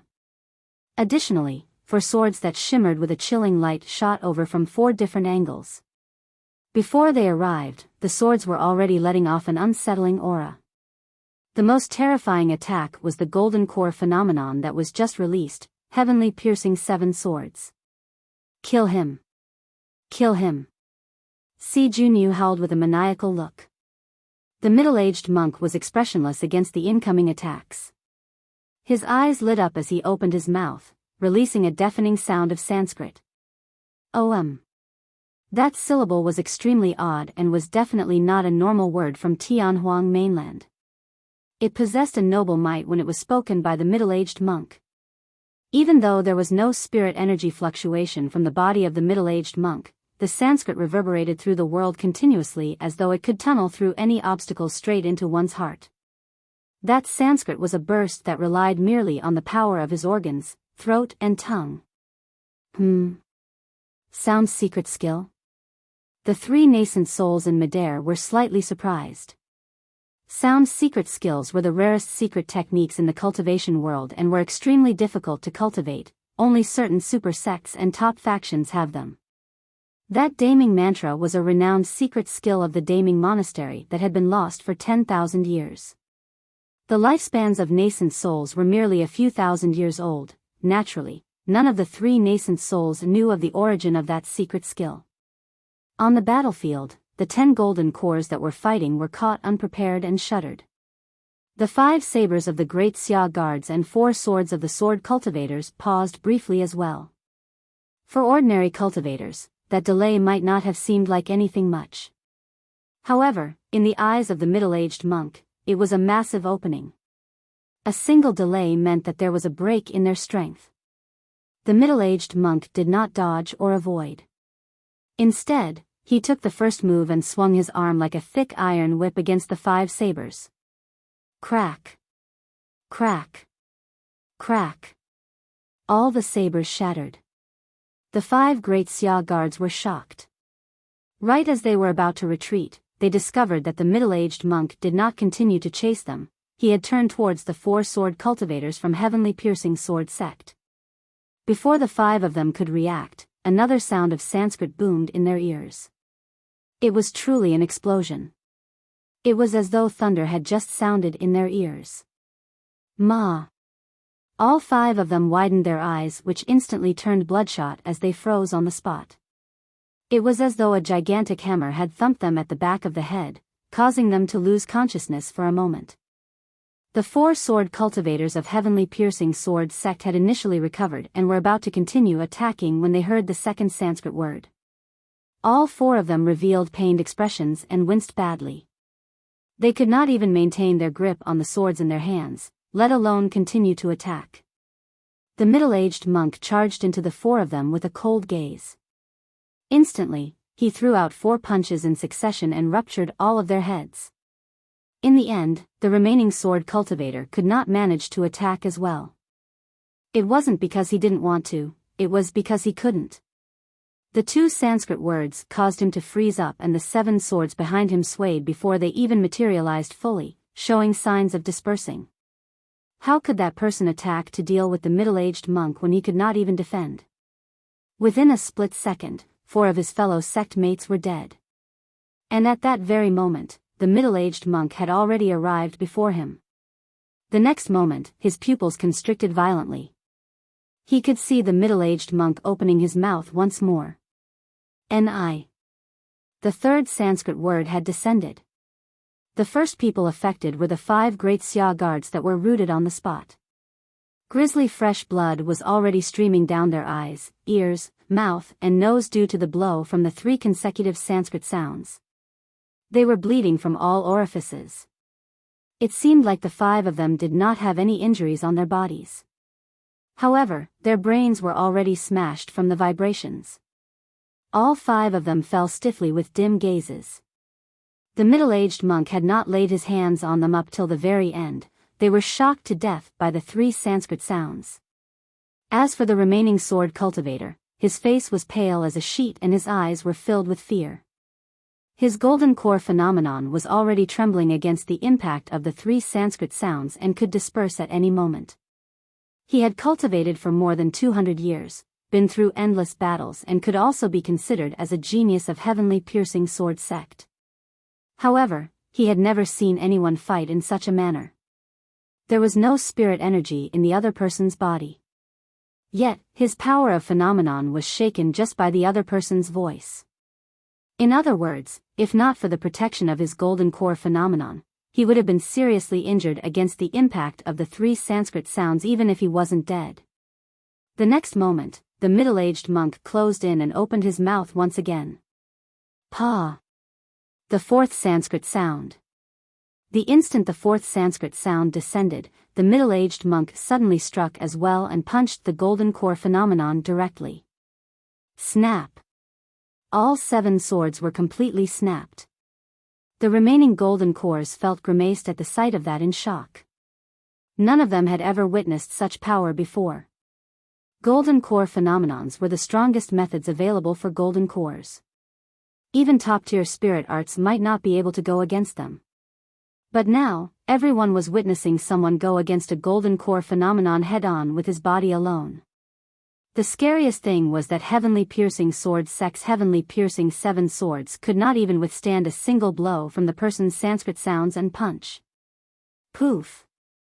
The golden core phenomenon shattered and the last sword cultivator shuddered, coughing up a huge mouthful of blood.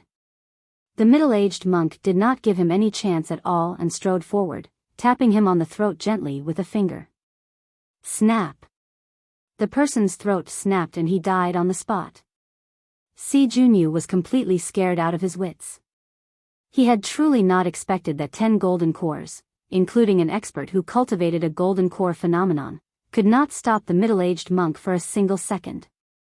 The entire process sounded long upon narration, but in fact, it only took 3 breaths.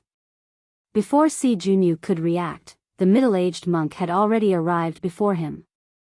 At that moment it was too late even if the 2 nascent souls, Gu Suchi and Tian Chen, wanted to step in and help. How dare you! Perfected Lord Tian Chen could not help but holler loudly when he saw that.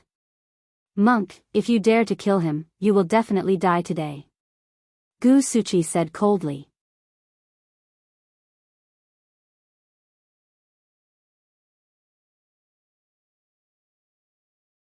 Chapter 599, What is he doing? Chapter 599, What is he doing? Instantly, Si Junyu was scared out of his wits. Ah! Si Junyu withdrew a cold, shimmering sword from his storage bag and his spirit energy surged wildly as he stabbed at the middle-aged monk's head. At the same time, Si Junyu crushed a protection talisman in his left hand. Whoosh! A golden burst of light glowed around Si Junyu and formed an impenetrable barrier. The middle-aged monk did not dodge or avoid the incoming sword and flicked his finger casually. His fingertip met the sword's blade. Clang! Si Junyu's sword was snapped by the middle-aged monk's finger in a single strike. With a ripped palm, Si Junyu could no longer hold on to his sword and let go. Thereafter, his vision blurred and the middle-aged monk was already gone from his sights. For everyone else, they saw the middle-aged monk take a step after snapping Si Junyu's blade to wrap behind the latter. The middle-aged monk's movements were way too fluid. It was like water, there was no delay between his movements ever since he first attacked. The middle-aged monk's entire body coiled around Si Junyu's golden barrier like an anaconda and exerted strength massively. Crack! Crack! Crack! A series of cracks appeared on the golden barrier. After a brief pause, the golden barrier shattered entirely. The middle-aged monk reached out and grabbed Si Junyu's neck, exerting strength in his fingers. Si Junyu merely felt his body and limbs go limp, he could not move at all and could only let the middle-aged monk lift him up. Everyone, stop! The middle-aged monk turned around and said coldly.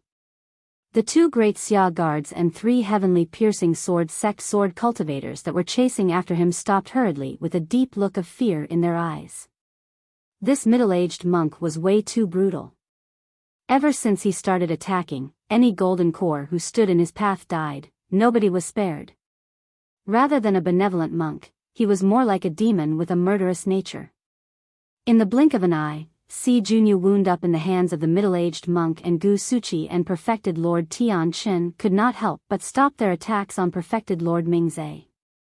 With a relieved expression, perfected Lord Mingzhe fell from midair in exhaustion.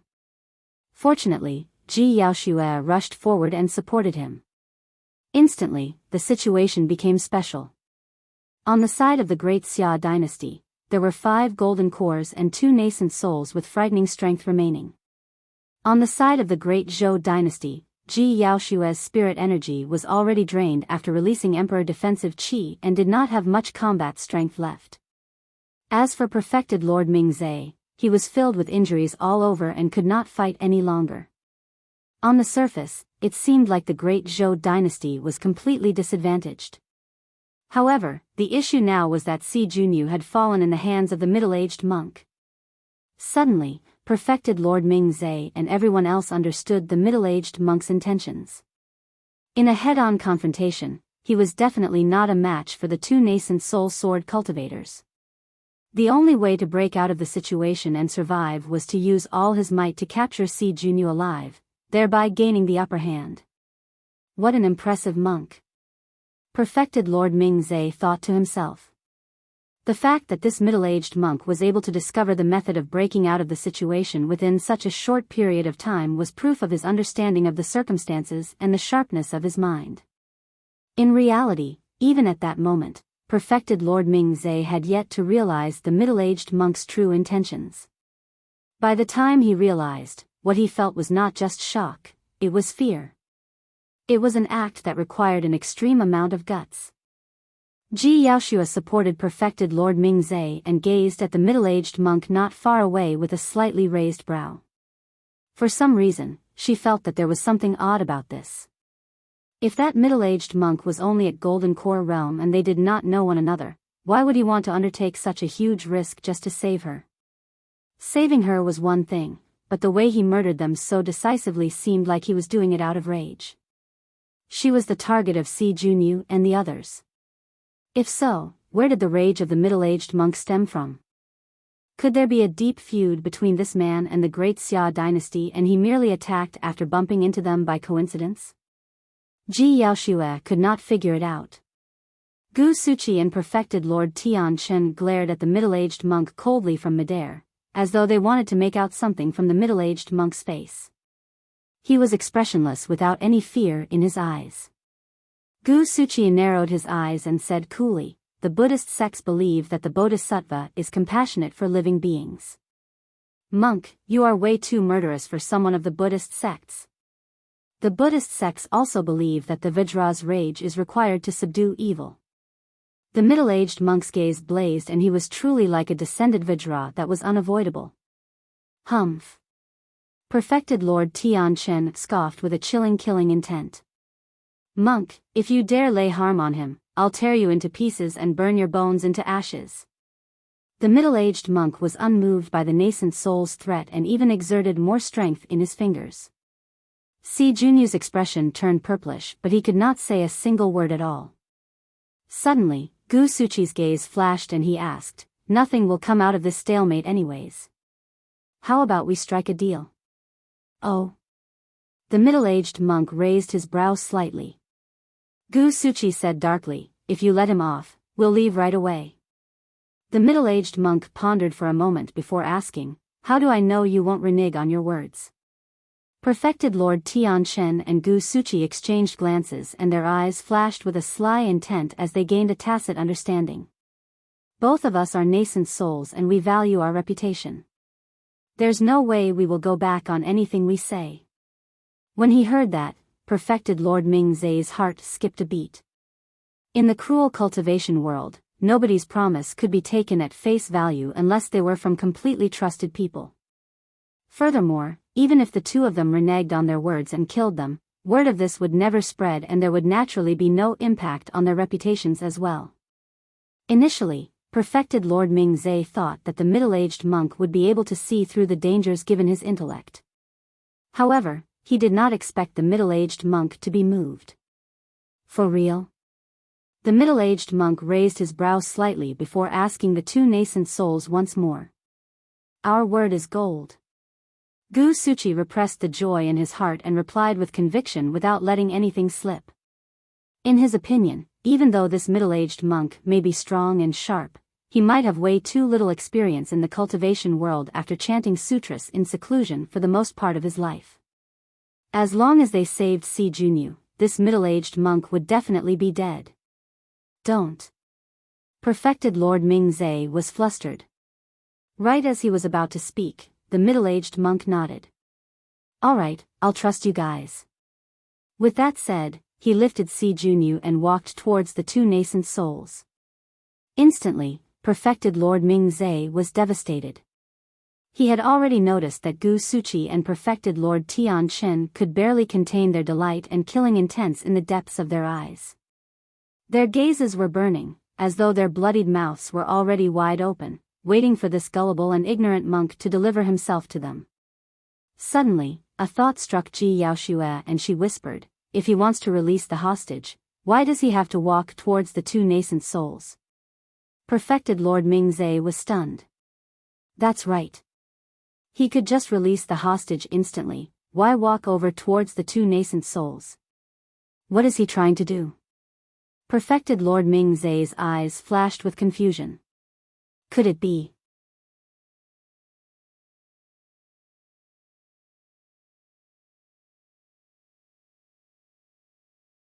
Chapter 600, Killing Nascent Souls.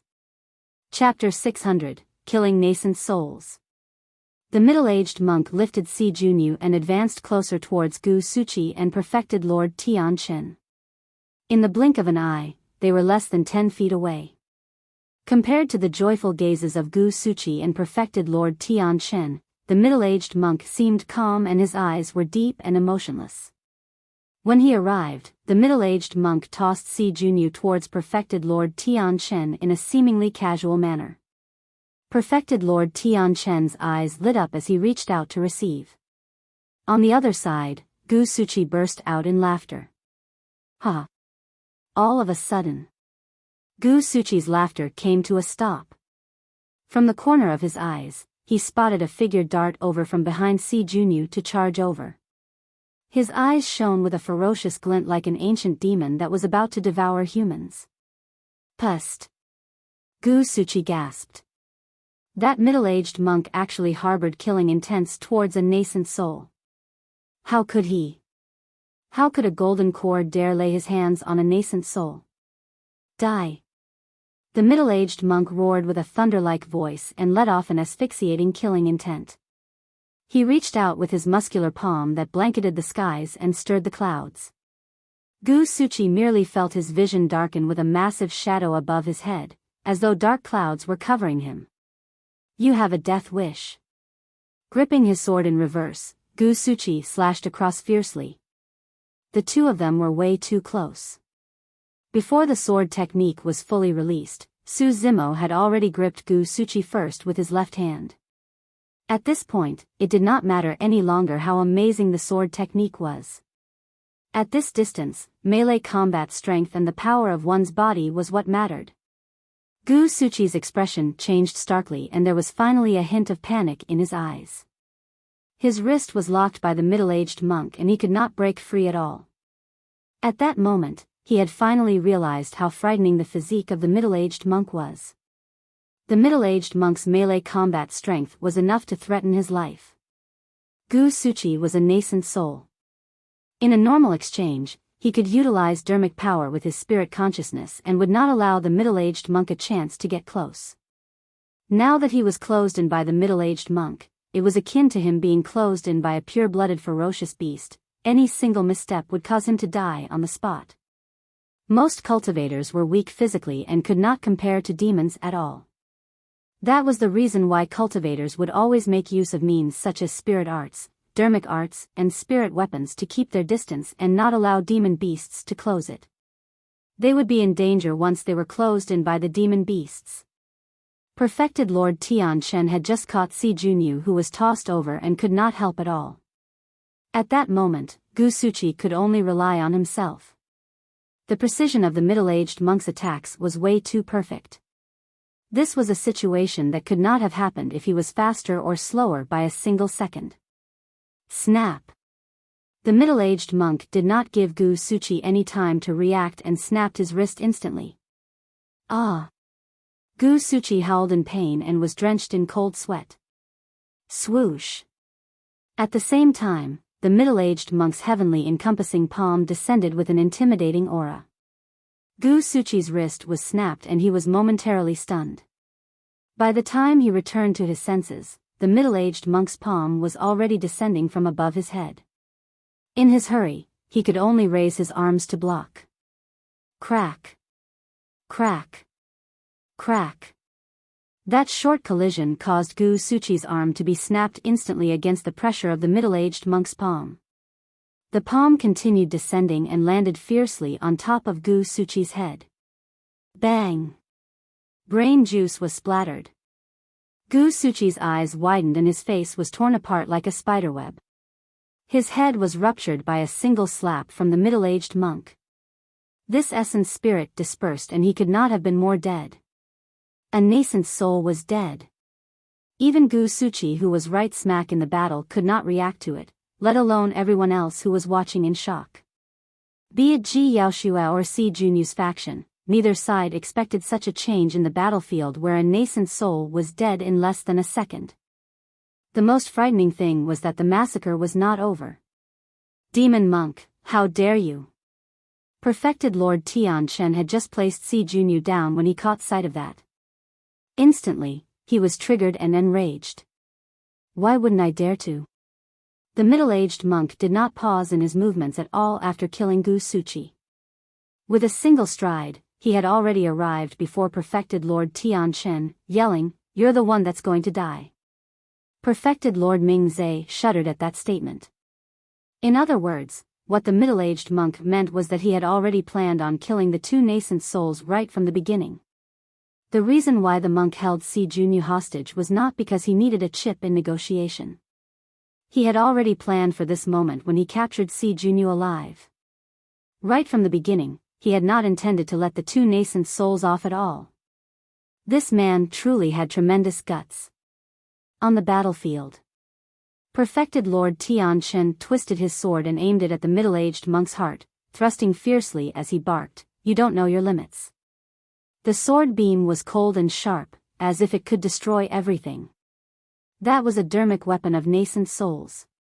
Although the middle-aged monk had a strong body and could repel a superior-grade spirit weapon with his finger, he could not defend against the edge of a dermic weapon. Against the sharpness of the sword cultivator, he could only retreat. However, if he retreated and increased the distance between him and the nascent soul, there was no way he would be able to kill the latter. A look of conviction flashed through the middle-aged monk's eyes as he said with Sanskrit. The voids trembled. Instantly, Perfected Lord Tian Shen's sword paused for a brief moment. However, it was a moment so brief and undetectable that it seemed as though there was no impact at all. The middle-aged monk did not decrease his speed and merely slanted sideways while continuing to lunge towards Perfected Lord Tian Shen. Although the sword that was initially aimed for the middle-aged monk's heart shifted slightly, it still pierced right into his chest. Flashes of blood appeared. The middle-aged monk was indifferent and allowed the sword to pass through him as he continued charging with a ferocious glint. Perfected Lord Ming Zhe and everyone else could clearly see a bloodied sword burst forth from the back of the middle-aged monk. That sword did not manage to puncture the middle-aged monk's heart. However, the sharpness of the sword was less than an inch away from the heart. As long as Perfected Lord Tian Shen twisted his sword, he would be able to slice the middle-aged monk's heart with his blade's sharpness. Right then, the middle-aged monk arrived before Perfected Lord Tian Shen with the sword piercing through him and swung his arm right away. Although that arm looked like it was flexible and limp on the surface, like the trunk of an ancient divine elephant, it let out a crisp sound in midair and slapped Perfected Lord Tian Shen's head with a violent might. Crack. Crack. Crack. Perfected Lord Tian Shen's head spun a few circles around his neck before coming to a stop with bulged eyes. He had stopped breathing a long time ago. Victory was decided. Death was decided. Perfected Lord Tian Shen's neck had snapped long ago against that power. His brains had already been shaken into sludge and his essence spirit was destroyed. Up till his death, he gripped his sword's handle tightly.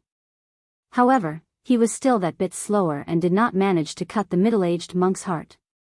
That was melee combat. A single lag, even if it was only for a brief instant, would mean life and death. That was the moment where life and death was decided. Perfected Lord Mingzhe could not imagine how the middle-aged monk who was right smack in the battle felt earlier on. He had already broken out in cold sweat just by watching from the sidelines. That was truly gambling with one's life. As long as perfected Lord Tianchen was a step faster, the one laying dead on the ground would have been the middle-aged monk. However, at that thought, that choice and decisiveness was probably the only thing that could have killed perfected Lord Tianchen. What a scary monk. Just who in the world is he? More than shock, what perfected Lord Mingzhe felt when he looked at the middle-aged monk's back view was fear.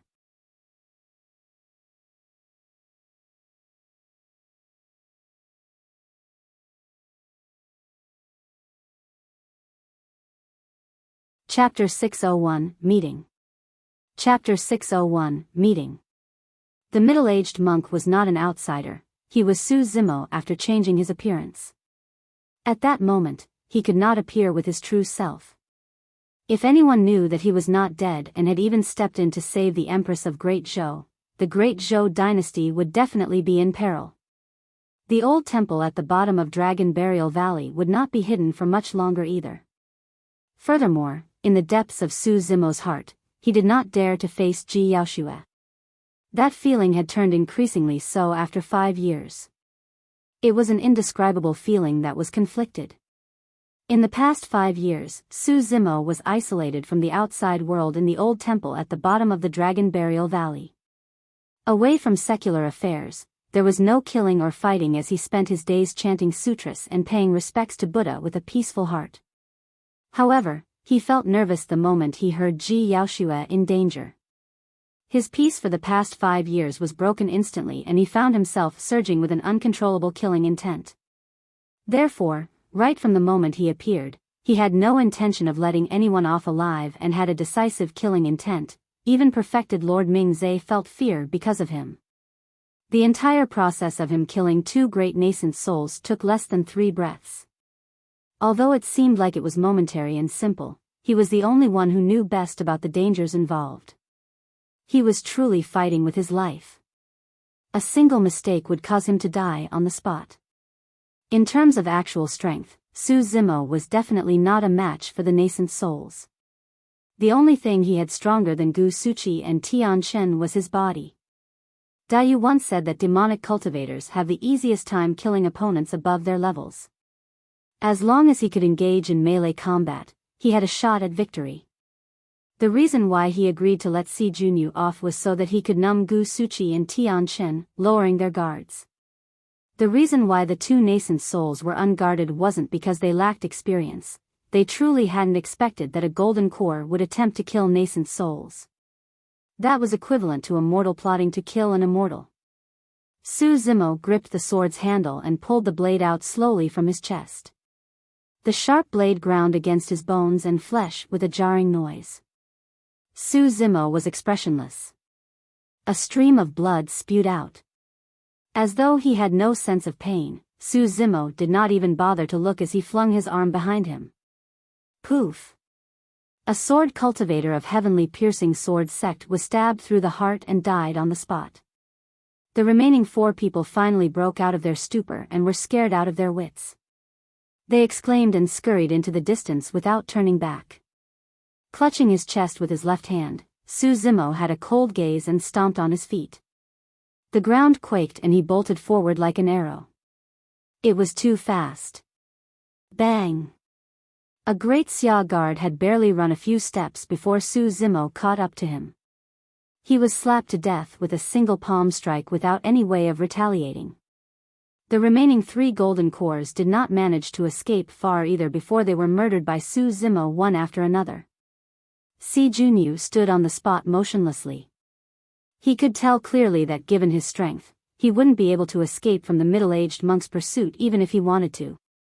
Before long, after the other 4 were killed, the middle-aged monk returned and walked straight towards Si Junyu. Si Junyu's face was pale as a sheet but he pretended to be calm and said with cupped fists, "Great monk, I'm the prince of the great Xia dynasty. As long as you let me off, I'll be immensely grateful and I'm willing to agree to any terms of exchange. Once I ascend the throne, I can even help you with the power of my entire dynasty. Su Zimo walked before Si Junyu and reached out with an indifferent expression, grabbing the latter towards him by the throat. Si Junyu rolled his eyes as his feet left the ground and kicked furiously. He could not speak at all and could only let out odd sounds. Su Zimo leaned in and whispered into Si Junyu's ears, "The power of your entire dynasty means nothing to a fraction of her. Since you dared to lay your hands on her, I'm going to kill you." "Why you?" Si Junyu's face was turning purplish and he seemed like he wanted to ask something. Su Zimo continued, "I'll also let you die with a complete understanding of things today. I'm Su Zimo and your brother, Jun Hao, was killed by me." Si Junyu's eyes widened with disbelief. Su Zimo, that was a name that nobody had mentioned for 5 years. He was still alive. "You can join your brother in hell," Su Zimo said calmly before exerting strength in his fingers, breaking Si Junyu's throat with a snap. Si Junyu died on the spot. In less than 15 minutes, 2 nascent souls, 20 golden cores and a prince of Great Xia were all killed at this place. None of them were spared. Ji Yaoshue had a pensive expression with raised brows as she looked at Su Zimo with a somewhat strange gaze. Perfected Lord Ming Zhe took a deep breath of air before heading forward to greet Su Zimo with a deep bow. "I am Perfected Lord Ming Zhe of the Great Zhou Dynasty. Many thanks for your help earlier on, Great Monk." As a nascent soul, it was truly rare for him to extend such politeness to a golden core. "No worries." Su Zimo waved it off and said indifferently, "This treacherous place is filled with dangers and the Dragon Burial Valley is an unlucky place. You guys should not come here anymore in the future." "All right, thank you for the advice, Great Monk," Perfected Lord Mingzhe nodded. Right then, Ji Yaoshue walked over as well, glaring at Su Zimo. "May I know your name and sect or faction, Great Monk?" It was a somewhat illogical question. Her attitude and tone was more like someone that was interrogating another person. Perfected Lord Mingzhe glanced at Ji Yaoshue and frowned slightly. He could sense that there was something mysterious about the middle-aged monk's background and the way he conducted himself. Up till now, the latter had not mentioned why he helped them or why he killed everyone from the Great Xia dynasty. However, Ji Yaoshue was behaving even more strangely. Su Zimo lowered his head and pulled down the prayer beads on his left hand that only had 4 Buddha beads before saying calmly, "I'm Ming Xian and I don't belong to any sect or faction." Ming Xian. Ji Yaoshue murmured softly before looking deeply at Su Zimo. "Perfected Lord Mingzhe and I are injured and we can't fight anymore. Since you said that this place is treacherous, can you escort us out?" It was an even ruder request.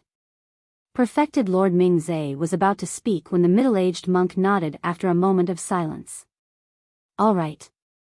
Perfected Lord Mingzhe was stunned. However, he saw Ji Yaoshue smile brightly.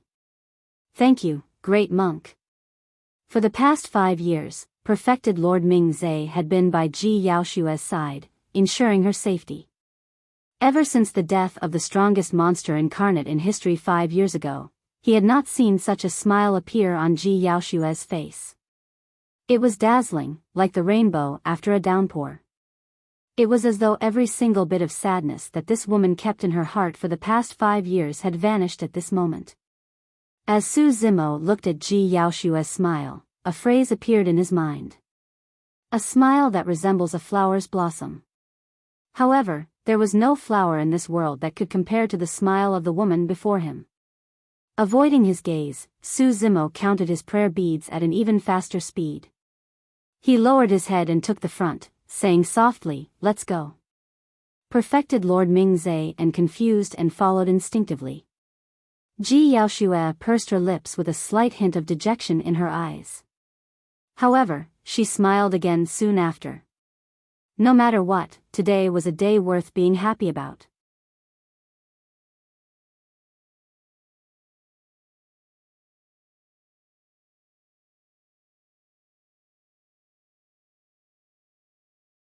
Chapter 602, Great Monk, do you recognize me? Chapter 602, Great Monk, do you recognize me? 3 odd-looking people appeared in the great Xian ruins. The leader was a middle-aged monk with prayer beads in his hands. He had a calm expression and without any cultivation, was no different from a mortal. Behind him was a man and woman, both who were severely injured. There was a high chance that these 3 would meet with an attack in the great Xian ruins. It was way too common for people to kill others and steal their treasures in this place. However, along the way, many cultivators who caught sight of them stayed far away and did not dare to provoke them. That was because everyone could clearly see that there were initially countless otherworldly soldiers in the palace. However, all of the otherworldly soldiers gave way to these 3 people wherever they passed. The 3 of them walked through the palace without any otherworldly soldiers obstructing their way. Perfected Lord Mingzhe was secretly impressed. He was definitely not the reason for the otherworldly soldier's wariness. When he arrived, even though he was a nascent soul, those otherworldly soldiers charged at them fearlessly. To think that all of them would choose to stay away from the middle-aged monk. There seemed to be a fog shrouding the middle-aged monk such that nobody could make out his secrets. The strangest thing was this man's identity. He could not be considered as a cultivator since there was no spirit energy fluctuation from within his body. He could not be considered as a mortal as well since he could kill nascent souls. This man was well versed in a sound secret skill. Anyone that inherited a sound secret skill would be from a super sect or top faction. However, none of the 6 Buddhist monasteries were located in the north region. So, where did this man come from? Along the way, Perfected Lord Mingzhe was filled with questions that he could not understand. Ji Yaoxue tagged along at the back, watching the back view of the middle-aged monk with a conflicted expression. There were countless times when she wanted to speak but chose not to eventually. Just like that, the 3 of them passed through the palace and the ruins in silence. After sending Ji Yaoxue and Perfected Lord Mingzhe outside the ruins, Su Zimo stopped in his tracks and turned around, saying softly with a lowered head, "Patrons, do take your leave as soon as possible. I'll be bidding farewell here." Ji Yaoxue bit her red lip gently in silence. "Thank you for your life-saving grace, great monk. I'll definitely remember today's gratitude to you," Perfected Lord Mingzhe greeted with cupped fists. Su Zimo nodded and returned with a single-handed bow before turning to leave. Up till the end, he did not dare to meet with Ji Yaoxue's eyes. He did not dare to look at her directly. After hesitating for a long time, Ji Yaoxue chose to speak eventually. "Reverend, do you have anything you wish to say? This is a dangerous place. Please don't come here again from now on, patron." Su Zimo's back was facing Ji Yaoxue and he did not turn back as he continued forward while saying calmly, "When will I be able to meet you again, Reverend?" Ji Yaoxue asked once more. Su Zimo paused in his tracks and only replied after pondering for a long time, "We will naturally meet again if there's affinity." Perfected Lord Mingzhe frowned tightly and looked back and forth at the middle-aged monk and Ji Yaoxue in confusion. Ji Yaoxue only let out a deep breath of air after the middle-aged monk's figure disappeared fully at the edge of the ruins. "Uncle Ming, let's go." Perfected Lord Mingzhe could not help but ask, "Do you know him, Empress? Ming Xin?" Ji Yaoxue smiled and shook her head. "I don't." Perfected Lord Mingzhe was even more puzzled. Because this was not part of the Great Zhou dynasty's territory and the both of them were injured, they did not dare to linger and left in the air riding on their flying swords. Su Zimo felt conflicted on his return. Eventually, he did not choose to acknowledge his relationship with Ji Yaoxue. He did not know what he should say. He did not know how to face Ji Yaoxue. He could not deny that she was extremely important to him. However, he was going to leave the North region and even Tianhuang mainland at the end of the day. As for Ji Yaoxue, she was the Empress of Great Zhou and carried the hopes of the dynasty's flourish. The both of them were on different paths. Right then, Su Zimo paused in his tracks and frowned. He was distracted in deep thoughts the entire time and had not noticed that someone was following him. Of course, it seemed like that the person did not harbor any evil intentions towards him. Otherwise, he would have been able to sense it with his spirit perception even if he was distracted. Who are you? Come on out. Su Zimo glanced sideways and commented indifferently. Great monk, do you recognize me? A tender voice sounded, somewhat coquettish and spiteful. Su Zimo's heart skipped a beat. Instantly, he recited the Sanskrit of the damning mantra mentally to calm himself down. It was Demoness G. Her bewitchment powers had turned even more frightening after 5 years. If not for the fact that Su Zimo had chanted sutras and comprehended Buddhism for the past 5 years, he would have definitely exposed himself with just that single remark. It seemed like Demoness G had also benefited immensely from the human emperor's palace and had advanced her powers significantly. Su Zimo turned around and looked at Demoness G, who was not far away. After 5 years, Demoness G seemed to have gotten skinnier. However, there was no way to hide that peerless face that could bewitch the masses and that body that could charm the entire world. Her beautiful brows curved slightly in a pitiable manner. Her eyes shimmered like the surface of water. The young woman bit her alluring cherry lips in a grumbling manner. Su Zimo glanced at her expressionlessly before turning back and shaking his head. I don't. Great monk, you may not recognize me, but I recognize you. A fragrance wafted over as Ji Yaoshue shifted towards Su Zimo with light steps. It seemed like she was about to cast herself into his embrace by the looks of it. Su Zimo was secretly troubled. The person he was most frightened of in this lifetime was this demoness before him. In a flash, Su Zimo dodged to the side. Female patron, please respect yourself, Su Zimo clasped his palms together and said deeply. Sure. Demoness G harumphed and grumbled coyly, Great monk, now you're asking me to respect myself. Back in that stone coffin, you took quite a bit of advantage of me. Su Zimo's mouth twitched. In the past, the two of them were squeezed into a stone coffin and had to escape for their lives from the bottom of the river. The stone coffin was extremely cramped and it was unavoidable for them to have physical contact. By mentioning this, it was clear that Demoness G had recognized him. Demoness G pursued the topic relentlessly. Great, now you're going to avoid taking responsibility for it after shaving your head and holding a set of prayer beads? Initially, Su Zimo was still contemplating whether or not he should admit to it. After all, there was nothing she could do even if he refused to admit it. However, Demoness G's words turned increasingly nasty, as though there was truly something between them. Su Zimo could not take it anymore and coughed gently to interrupt. Demoness G, what do you want? Humph. She raised her head and pouted her lips, asking, Great monk, didn't you say that you don't know me? After a moment of silence, Su Zimo said, Thank you for the help rescuing the citizens of the Yen country along with Pure Maiden sect 5 years ago. When she heard that, Demoness G's eyes welled up with a layer of mist as she said, Su Zimo, you're truly cruel. Why don't you show yourself when you're clearly alive? My golden core has already been crippled and I've offended the entire North region with everyone taking me as a demon. Nothing good will come out of anyone that associates themselves with me. Su Zimo shook his head and replied, Furthermore, I'm being hunted. Although the North region is huge, there's nowhere that can accommodate me.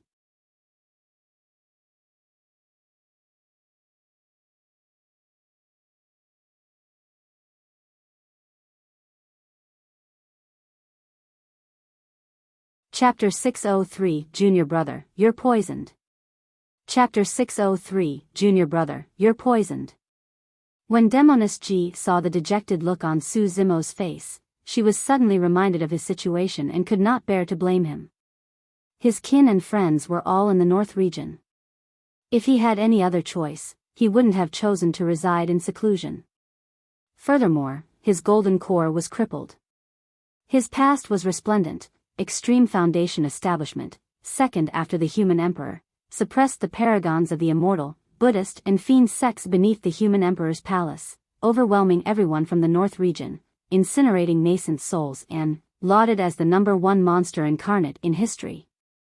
But now, he had fallen from grace and was left with nothing. In fact, he did not even have a place that could accommodate him. Who could endure and accept such a blow? Initially, Demoness Ji was filled with grievance. However, after hearing Su Zimo's statement, she felt her heart wrench. She said softly, "Zimo, you can come over to Pure Maiden Sect. We will protect you." Protect a demon? Su Zimo laughed in a self-deprecating manner. Demoness Ji opened her mouth and seemed like she wanted to reply, but eventually, nothing came forth. While she could ignore everything, she could not guarantee that it would be the same for her sect. Although Pure Maiden's sect was a fiend sect, they were humans. Humans had a long-standing feud with demons, and there was no way for one party to accommodate the other unless there was a blood oath signed. Demoness Ji said, "Zimo, you can explain that you are not a demon. The human emperor's palace will definitely not let any demons within." Su Zimo laughed coldly, shaking his head. Given his personality and pride, there was no way he would explain something like that personally. In other words, even if he was willing to explain, who would believe him? The most basic reasoning was that no demon would be able to enter the human emperor's palace. Who wouldn't be able to understand that? However, some people merely chose to ignore the fact. The truth was no longer of importance. What was important was that the entire North region wanted Su Zimo dead. It did not matter even if he explained, they could term him as a demon or fiend as long as they wanted to. "What plans do you have from now on? Are you going to just hide forever?" Demoness Ji asked. "I'm waiting for an opportunity." Su Zimo replied gradually, "When I reappear, it will also be the time for me to leave the North region." Leave the North region? Demoness Ji frowned slightly. The North region was way too huge with dangers lurking everywhere. Even if Su Zimo was in perfect condition, it was unrealistic for him to get through the North region unharmed, let alone now that his golden core was crippled. Demoness Ji's heart skipped a beat as she blurted at the thought of a possibility, the ancient battlefield. "That's right." Su Zimo nodded. The intermediate ancient battlefield would open up 15 years later. As long as he could enter the intermediate ancient battlefield, just like Xiaoning, Ling Rou, and the others, he would be able to head to the other regions or even the middle continent of Tianhuang mainland through the teleportation points. This time round, Su Zimo intended to take his elder brother, Su Hong, with him. Previously, Ji Yaoshua mentioned that Su Hong's health was turning worse. The blow to Su Hong after receiving news of Su Zimo's death and the plight of the citizens of the Yan country was unimaginable. Furthermore, he was already injured after the failed assassination attempt on the king of Yan, Zhao Qian. As such, Su Zimo did not know how long more his brother could hold out for. After all, Su Hong was not a cultivator and had a limited lifespan. In another 15 years, Su Hong would be in his 60s and would only have around 40 years worth of lifespan at the most. Su Zimo wanted to bring Su Hong along with him to look for Xiaoning in the middle continent. Su Hong's final moments must be spent with the two of them. Furthermore, ever since Xiaoning left Pingyang town and joined Ji Yaoshua in Azure Frost sect, she had not met with Su Hong again. In the blink of an eye, more than 10 years had passed. The reason why Xiaoning started her path of cultivation and focused wholeheartedly on elixir refinement, even joining Elixir Yang sect, was because she wanted to extend Su Hong's lifespan. It would be best if Xiaoning had a way of extending Su Hong's lifespan by the time they met. "Have you really made up your mind to leave?" Demoness Ji could not conceal her disappointment and murmured softly with a dim gaze, "What about me, I mean my sister?" Su Zimo was silent. "She knows you so well. If even I can recognize you, she must have recognized you long ago." Demoness Ji sighed gently. "It's just that she understands you and knows that you've got your difficulties. That's the reason why she did not force or expose you. It's good that she recognized me. At least she knows that I'm alive and doesn't have to worry," Su Zimo replied. After a moment of silence, he continued, "After you return, pay more attention to those around her. Now that she's the Empress, her movements should be kept secret. I suspect that the ambush she met here meant that there's someone that doesn't want her to return alive. Don't worry, I'll do my best to help my sister. Silence ensued between the both of them. Demoness Ji did not say anything and merely looked at Su Zimo quietly. A long time later, he said softly, "Go on back. Take care then." Demoness Ji was dejected and her eyes were swollen and red. A moment later, she sniffed and forced a smile before faking a smile. "Let's have a final hug as a farewell." Su Zimo hesitated for a moment before nodding. Heading forward, he hugged Demoness Ji in a gentlemanly manner. A crafty look flashed through Demoness Ji's eyes as she tilted her head and pecked Su Zimo on the cheek with her red lips gently. He was stunned. Her hair brushed by his face and he was overwhelmed by a fragrance. She had already turned and fled. He. She laughed and her eyes turned into a pair of crescent moons. She was elated without any bit of dejection at all. Damned Demoness. Su Zimo grit his teeth. "You're so stupid." Demoness Ji made a funny face at Su Zimo with disdain in her eyes, pouting her lips. "If you want to leave, go ahead. I can't care less. You took advantage of me in that stone coffin, there's no way I'm going to let you off." "Humph. I merely just collected a little bit of interest."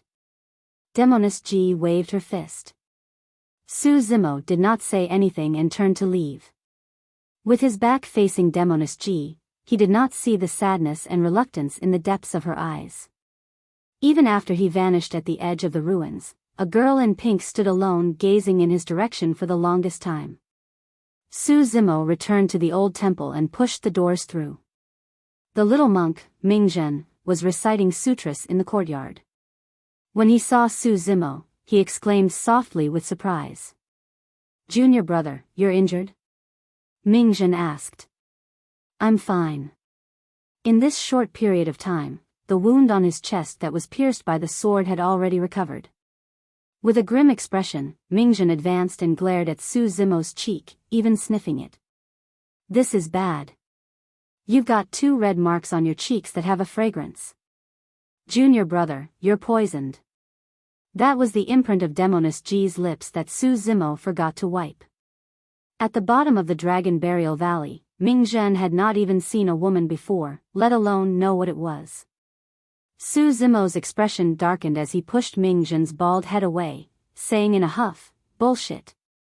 He wiped away the imprint on his cheek as he dashed into the Sutra chamber. Mingzhen looked at his master who had just appeared from the doors in confusion and asked with an earnest expression, "Master, why is junior brother angry?" The old monk replied, "He might be poisoned." "See, I was right." He didn't believe me. Mingzhen pouted his lips.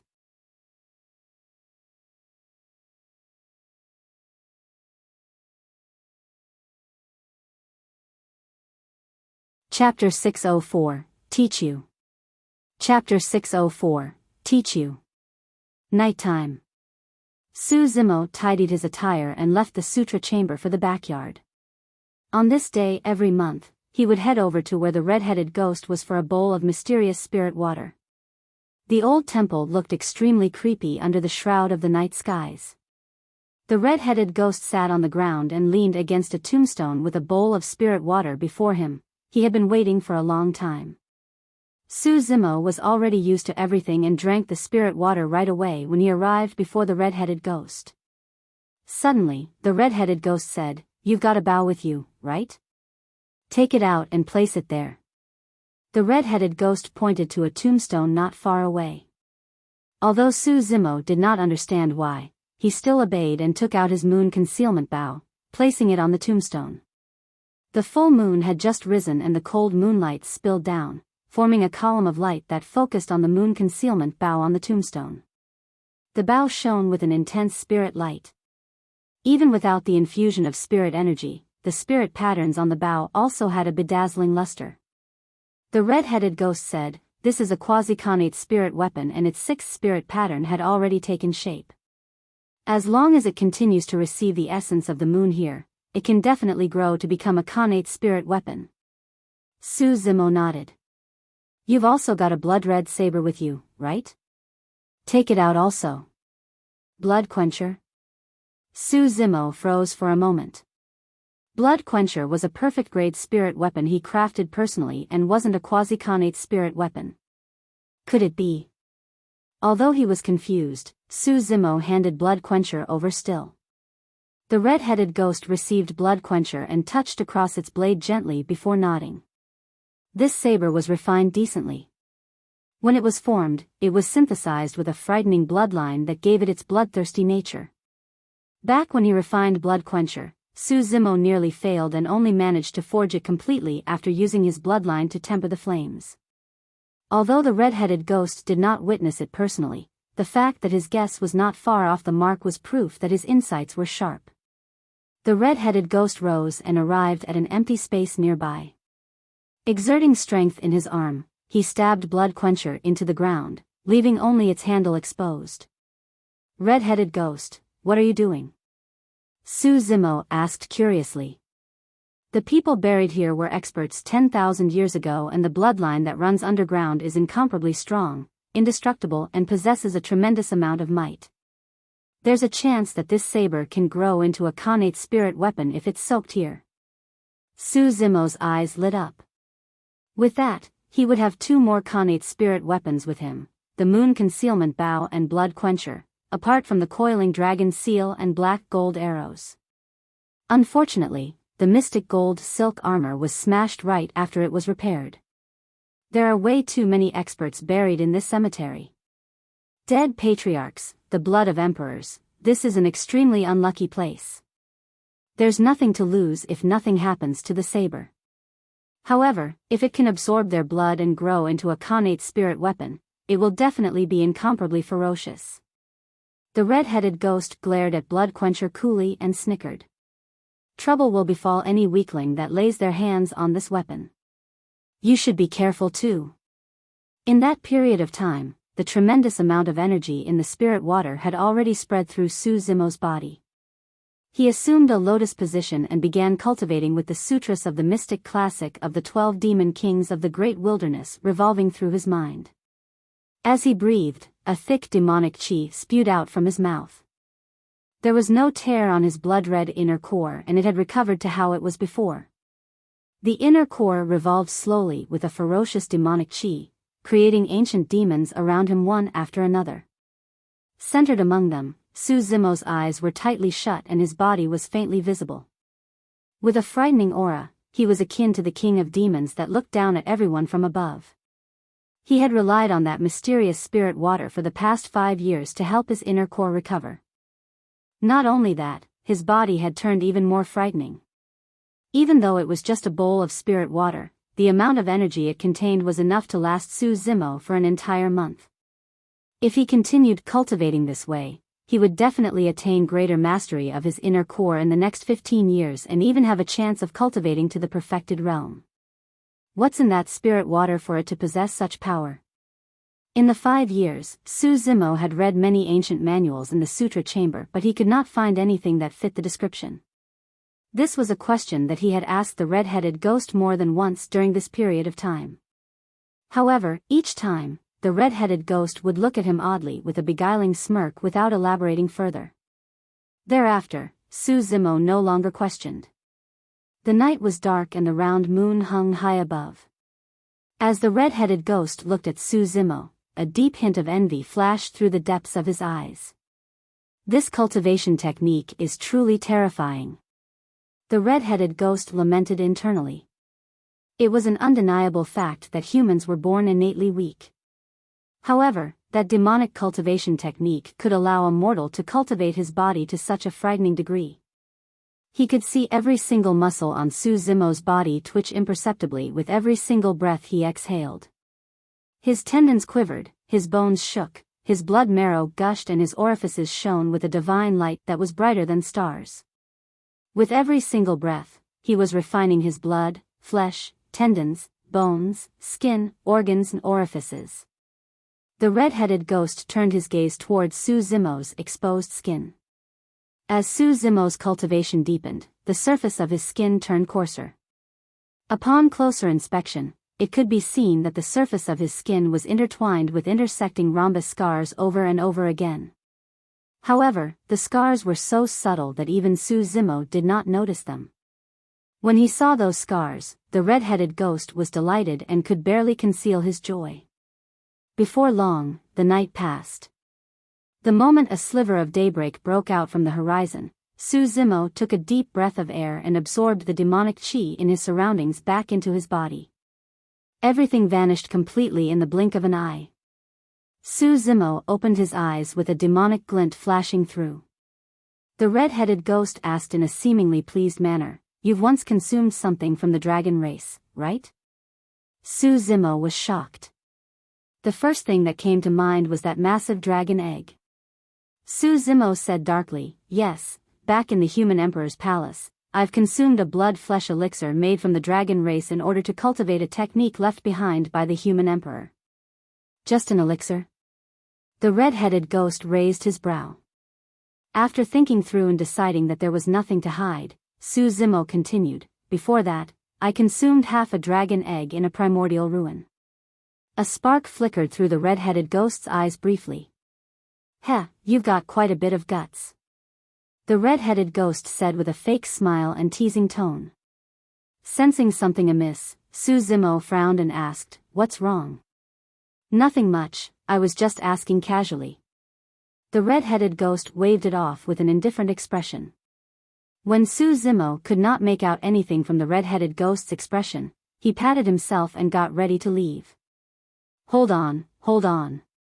Right then, the red-headed ghost gestured for Su Zimo to sit down and said with a bright grin, "Today, I'm going to teach you something."